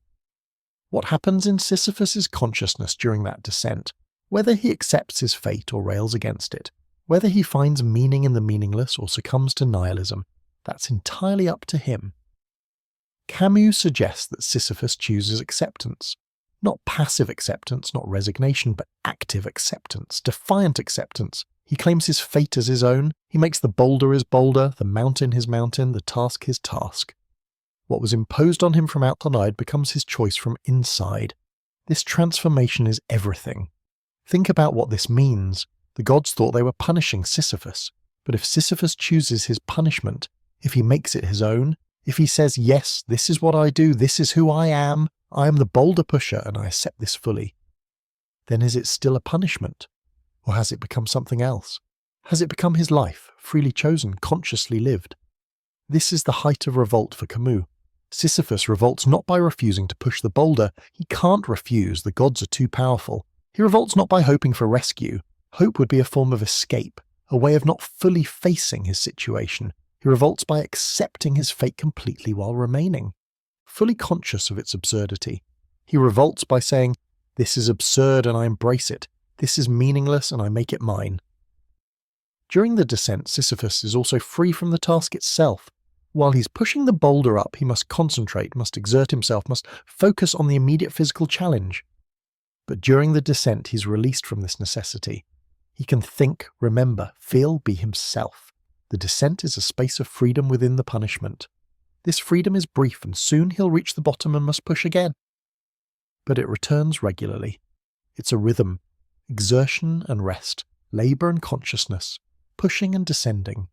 And in this rhythm Sisyphus finds a kind of life, not a happy life in the conventional sense, not a life free from suffering, but a life that's his own, a life lived consciously, a life that means what he makes it mean. Camus emphasises the physical aspect of this too. Sisyphus is not just a mind, he's a body. He feels the strain in his muscles, the stone under his hands, the weight of the boulder, the sun or darkness around him. This physical, embodied existence is important. Sisyphus is not escaping into pure thought or pure spirit. He's living in his body, in the world, in the concrete reality of his situation. The descent is also when Sisyphus might think about the absurdity of his situation. Here he is, a king reduced to a labourer. Here he is, punished eternally for loving life too much. Here he is, engaged in utterly pointless work. The absurdity might make him laugh. There's something darkly comic about it. The gods' elaborate punishment, the endless repetition, the complete futility of the task. If Sisyphus can see the absurdity and laugh at it, then he's risen above his punishment. He's not fooled by it. He's not crushed by it. He sees it for what it is, a cosmic joke perhaps, or just the way things are, and in seeing it clearly he transcends it, not by escaping it, but by understanding it so completely that it no longer has power over his spirit. Camus suggests that during the descent Sisyphus might even feel a kind of joy. Joy? In hell? In eternal punishment? Yes, precisely there. Because Sisyphus is fully conscious, fully alive, fully himself. He's not living in illusion or hope or false consolation. He's living in truth. And there's a peculiar joy in truth, even when the truth is terrible. This joy doesn't depend on circumstances. It doesn't come from the situation being good or pleasant. It comes from within, from the choice to accept life as it is, from the decision to remain conscious and engaged. Sisyphus creates his own joy through his attitude toward his fate. The gods control his actions, but not his inner life. That remains free. The descent is also a return. Sisyphus returns to the bottom of the mountain, returns to the starting point, returns to begin again. This return is not defeat. It's the nature of his existence. He doesn't reach the bottom with dread or despair. He reaches it with acceptance, perhaps even with a kind of eagerness. Here we go again. Another push, another effort, another moment of consciousness. Camus writes, "All Sisyphus's silent joy is contained therein. His fate belongs to him. His rock is his thing." This is the key. The fate that was imposed as punishment becomes Sisyphus's own fate. The rock that was meant to be his burden becomes his rock, his thing, his companion even. He claims ownership of what was meant to enslave him. During the descent, Sisyphus also becomes the master of his days. The gods set the task, but Sisyphus determines how he approaches it. He could push the boulder with resentment, cursing every step. He could push it mechanically, without consciousness. Or he could push it with full awareness and acceptance. This choice is his. The gods can't take it away. The moment of descent is also the moment when Sisyphus is most alone with himself. While pushing, he's engaged with the boulder, the mountain, the physical task. But during the descent, he's alone with his thoughts, his memories, his consciousness. This solitude is important. It's in solitude that we most fully face ourselves, our situation, our truth. And in this solitude, Sisyphus makes his decision. He decides how to relate to his fate. He decides what attitude to take. He decides who he will be within this impossible situation. These decisions might seem small. After all, he's still going to push the boulder whether he's happy about it or not. But these decisions are everything. They determine whether he's a victim or a hero, whether he's defeated or triumphant. Camus suggests that Sisyphus reaches a state beyond hope and despair. He doesn't hope that his situation will change. He knows it won't. But he doesn't despair either. Despair would be another form of hope. Hope that things could be different. He simply accepts what is and lives within it. This acceptance beyond hope and despair is a kind of wisdom, a kind of peace. The descent ends when Sisyphus reaches the boulder again. He puts his hands on it, he positions his body, he begins to push, and the cycle starts again. But he begins this cycle not as a slave forced to labour, but as a man who has chosen to engage with his fate. The gods may have created the situation, but Sisyphus has created himself within that situation. Now we come to the most famous line in the entire essay, perhaps one of the most famous lines in all of philosophy.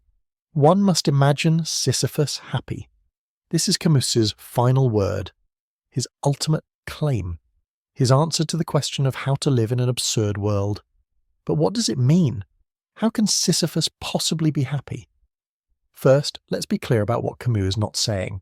He's not saying Sisyphus is happy because he's deluded, because he believes his labour has meaning, because he hopes for eventual release. That would contradict everything Camus has been arguing. The whole point is that Sisyphus is fully conscious of the absurdity of his situation. His happiness, if it exists, must be compatible with this lucidity. Nor is Camus saying Sisyphus is happy in a conventional sense, pleased with his circumstances, enjoying his work, satisfied with his life. Obviously, eternal boulder pushing is not conventionally pleasant. The happiness Camus describes is something stranger, something deeper, something that exists alongside and even because of suffering rather than in its absence. So what kind of happiness is this? Is the happiness that comes from total acceptance? Sisyphus has stopped fighting against his fate.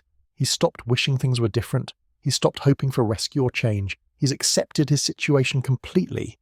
And in that acceptance, he's found a kind of peace. Not the peace of resignation or defeat, but the peace of someone who is reconciled with reality. It's also the happiness of consciousness itself. Sisyphus is fully aware, fully present, fully alive in every moment.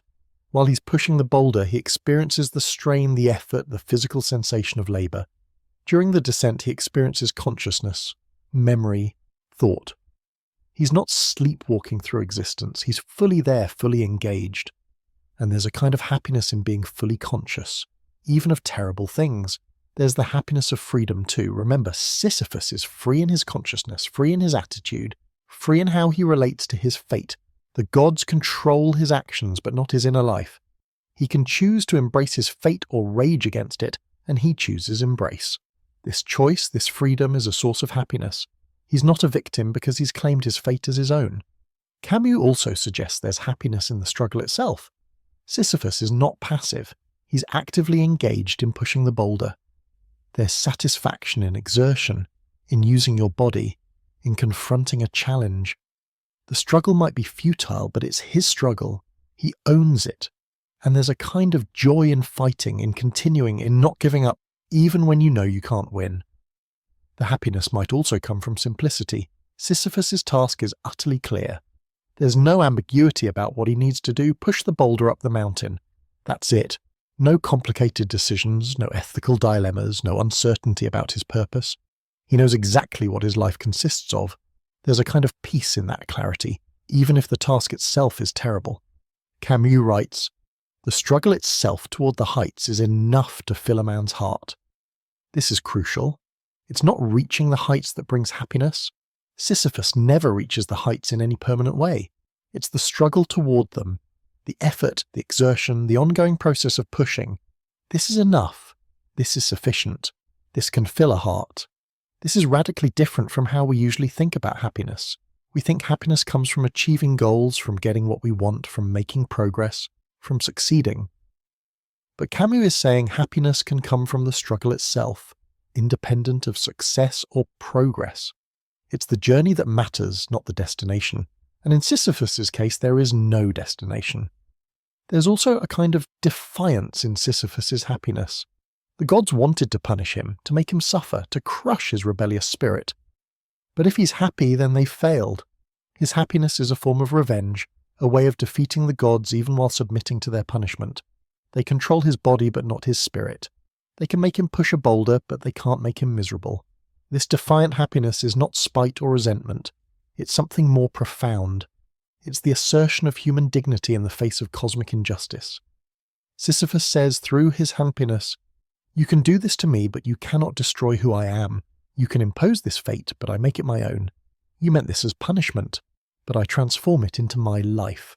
Camus suggests that Sisyphus's happiness is available to all of us. We are all pushing boulders in various forms. Our work often seems pointless. Our achievements are temporary.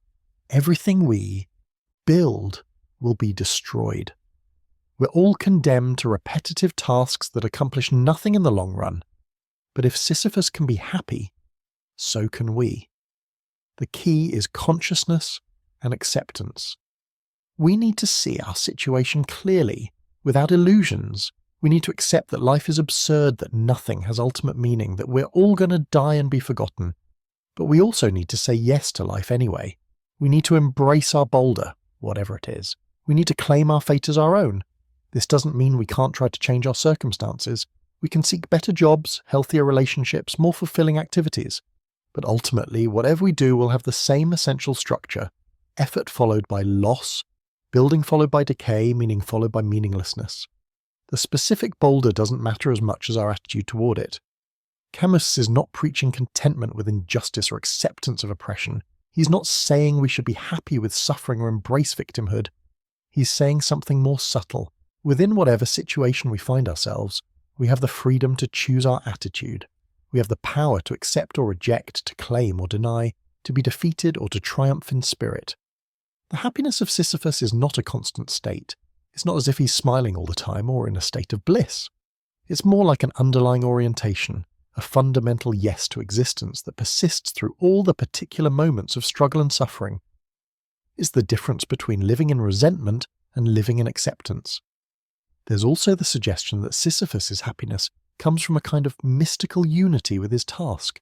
He and the boulder and the mountain become one. He's not fighting against his fate, he's flowing with it. The distinction between himself and his task dissolves. He becomes the boulder pusher, completely and fully, and in this unity, there's peace. Camus ends the essay with that imperative. One must imagine Sisyphus happy. Why must? Why is it necessary to imagine this? Perhaps because if we can imagine Sisyphus happy, in the worst possible situation, in eternal meaningless labour, in cosmic punishment, then we can imagine ourselves happy in our own situations, which are almost certainly better than his. Or perhaps the must is ethical. We must imagine Sisyphus happy as an act of solidarity with all who suffer. We must affirm that happiness is possible even in hell, that the human spirit cannot be crushed, that consciousness and freedom persist even in the worst circumstances. We must imagine Sisyphus happy, because to imagine him defeated would be to admit defeat ourselves. The essay ends on this note of affirmation. After all the discussion of absurdity, meaninglessness, and death, Camus gives us an image of happiness, not despite the absurd, but because of it. Not in escape from reality, but in full acceptance of it. Not in some future heaven, but here, now, in the midst of eternal labour. This is Camus's gift to us, the possibility of happiness even in absurdity. We've reached the end of our journey through the Myth of Sisyphus. We've explored the absurd, examined philosophical suicide, met various absurd heroes, and finally confronted Sisyphus himself.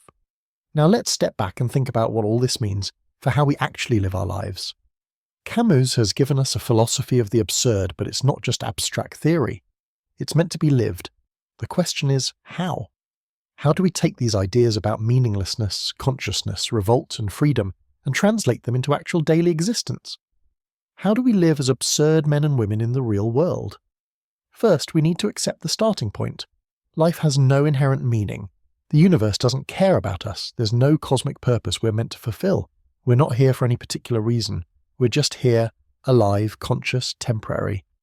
This might seem depressing at first, but as Camus has shown, it can actually be liberating. Once we accept meaninglessness, we're freed from the burden of having to justify our existence. We don't need to prove we're living the right way or fulfilling our true purpose. We can simply live. We can make choices based on what feels right to us, what we want to experience, what we find valuable, without needing these choices to have cosmic significance. Second, we need to maintain consciousness. We can't let ourselves fall back into comfortable illusions about meaning and purpose. This requires constant vigilance. The world is always trying to sell us stories about why things matter, what we should care about, what gives life meaning. We need to see through these stories while still choosing to engage with life fully. Consciousness means being present, being aware, being awake to your own existence. It means not sleepwalking through life, not living on autopilot, not losing yourself in distractions and routines. It means checking in with yourself regularly and asking, am I really living or am I just going through the motions? Third, we need to revolt. Not necessarily political revolution, though that might be part of it, but existential revolt. The refusal to give in to the absurd, the determination to keep living and creating and experiencing despite knowing it's ultimately futile. Revolt means saying no to despair and yes to life. This revolt takes many forms. It might mean creating art without hoping for immortality. It might mean pursuing goals without needing them to justify your existence. It might mean loving art people without believing love conquers death. It might mean working hard without believing your work has cosmic significance. The specific form doesn't matter. What matters is the attitude of defiant engagement. Fourth, we need to embrace freedom. The absurd frees us to choose our own values, create our own meanings, live according to our own standards. This freedom is frightening. Means taking full responsibility for how we live, but it's also exhilarating. We get to decide what matters to us, what we care about, how we spend our limited time. This freedom means we can experiment with different ways of living. We can try various careers, relationships, lifestyles without feeling we're betraying some fixed destiny. We can change our minds, reverse course, start over. We can live multiple lives within one lifetime like the actor. We can seek quantity of experience like Don Juan. We can create abundantly like the artist. Fifth, we need to live in the present. The absurd man doesn't dwell on the past or pin hopes on the future. The past is gone. The future might not come. Only the present is real. This doesn't mean we don't remember or plan, but we don't let past regrets or future hopes rob us of present experience. Living in the present means fully enjoying with whatever we're doing now. If we're having a conversation, we're really having it, not thinking about what we'll say next or what we should have said before. If we're working, we're really working, not fantasizing about the weekend. If we're with someone we love, we're really with them, not distracted by our phones or our anxieties. Sixth, we need to accept death. Death is not a tragedy or a failure. It's simply the end. It's the boundary of our existence, the thing that makes our time finite and therefore precious. Instead of denying death or fearing it, we should let awareness of death inform how we live. Knowing we'll die should make us more alive, not less. Accepting death means not living as if we have forever. It means not putting things off, not waiting for the perfect moment, not saving our best for later. It means living now, fully, because now is all we have. It means not taking our existence for granted, because it could end at any moment. 7th, we need to find ways to create meaning without believing in ultimate meaning. This is tricky. We know that nothing we do has cosmic significance, but we can still care about things, value things, find things meaningful within our own lives. We create our own meanings, knowing they're our creations, but treating them as real nonetheless. This might mean committing to relationships while knowing they won't last forever. It might mean pursuing excellence in some field, while knowing you'll be forgotten. It might mean fighting for causes, while knowing history has no ultimate direction. It might mean creating art while knowing it will decay. The point is to care deeply while remaining conscious that what you care about doesn't have transcendent importance. 8th, we need to cultivate what Camus calls passion. By this he means living intensely, fully, with everything we have, not holding back, not playing it safe, not living a half-life of quiet desperation. Throwing ourselves into experience, into relationships, into work, into creation, with full energy and commitment. Passion doesn't mean recklessness or irresponsibility. It means engagement. It means being all in on whatever you're doing. It means not hedging, not reserving part of yourself, not living tentatively. It means embracing life with both hands, squeezing every drop of experience from every moment. 9th, we need to accept repetition. Like Sisyphus, we all do the same things over and over. We wake up, go through our routines, go to sleep, wake up again. We have the same conversations, face the same challenges, replay the same patterns. This repetition can seem deadening, but it can also be liberating if we approach it right. The key is to accept repetition without becoming mechanical, to do the same things consciously, presently, fully, each time as if it were the first time. To find variation within repetition, to see each moment as unique, even while recognizing the pattern. To embrace the routine while remaining awake within it. 10th, we need to find happiness in the struggle itself, not in achieving goals, but in pursuing them, not in reaching the summit, but in climbing, not in finishing the work, but in working. The process is the point, the journey is the destination. Like Sisyphus, we need to find that the struggle itself toward the heights is enough to fill our hearts. This kind of happiness is not dependent on circumstances. It's not about having a pleasant life or achieving success or getting what you want. It's about the attitude you bring to whatever life you have. It's about choosing to say yes to your existence, whatever it involves. It's about making your fate your own. What does all this look like in practice? It looks like someone going to a job they know isn't ultimately important, but doing it well and finding satisfaction in the doing. It looks like someone loving their family fully, while knowing that relationships end and everyone dies. It looks like someone creating art without believing it will last forever. It looks like someone facing each day with openness and presence without needing the day to add up to something cosmic. It looks like people living ordinary lives with extraordinary consciousness. Not heroes in the conventional sense, but absurd heroes. People who know the truth about existence and live fully anyway. People who've given up illusions but not engagement. People who've accepted meaninglessness but not nihilism. People who've abandoned hope but not joy. The absurd life is available to anyone. You don't need special circumstances or abilities. You just need courage, the courage to face the truth about existence, and the courage to live fully despite that truth. You need honesty, the honesty to see things as they are rather than as you wish they were. And you need defiance, the defiance to keep going, keep creating, keep experiencing, even when you know it won't ultimately matter. Camus has shown us that even in the worst situation imaginable, eternal, meaningless, punishing labour happiness is possible. Not through denial or delusion, but through acceptance and consciousness. If Sisyphus can be happy pushing his boulder, then surely we can find happiness in our lives, which offer far more variety, more possibility, more richness than his. The essay ends with an image of Sisyphus walking down the mountain, conscious of his fate, accepting it, making it his own, and in that moment, perhaps, happy. This is the image Camus leaves us with. This is his answer to the question, is life worth living? Yes, even life like Sisyphus's is worth living, if lived consciously and courageously.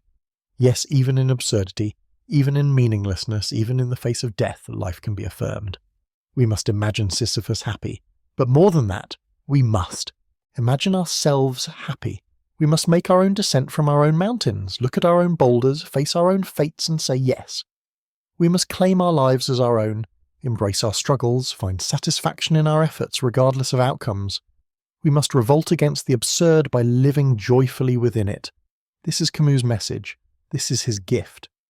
Not a solution to the problem of existence, that there is no solution, but a way of living with the problem that transforms it from a tragedy into a strange kind of triumph. A way of being human that honours both the truth of our condition and the possibilities of our consciousness. A way of saying yes to life exactly as it is, without needing it to be anything more. And so we end where we began, with that one truly serious philosophical problem. Is life worth living? After everything we've explored, after meeting the absurd and its heroes, after climbing the mountain with Sisyphus, we have our answer. Yes, not because life has meaning it doesn't have, not because death isn't real or final, not because our struggles will ultimately succeed, but simply because we're here, conscious, alive, and that's enough. The struggle itself is enough. We must imagine Sisyphus happy, and we must live as if we are.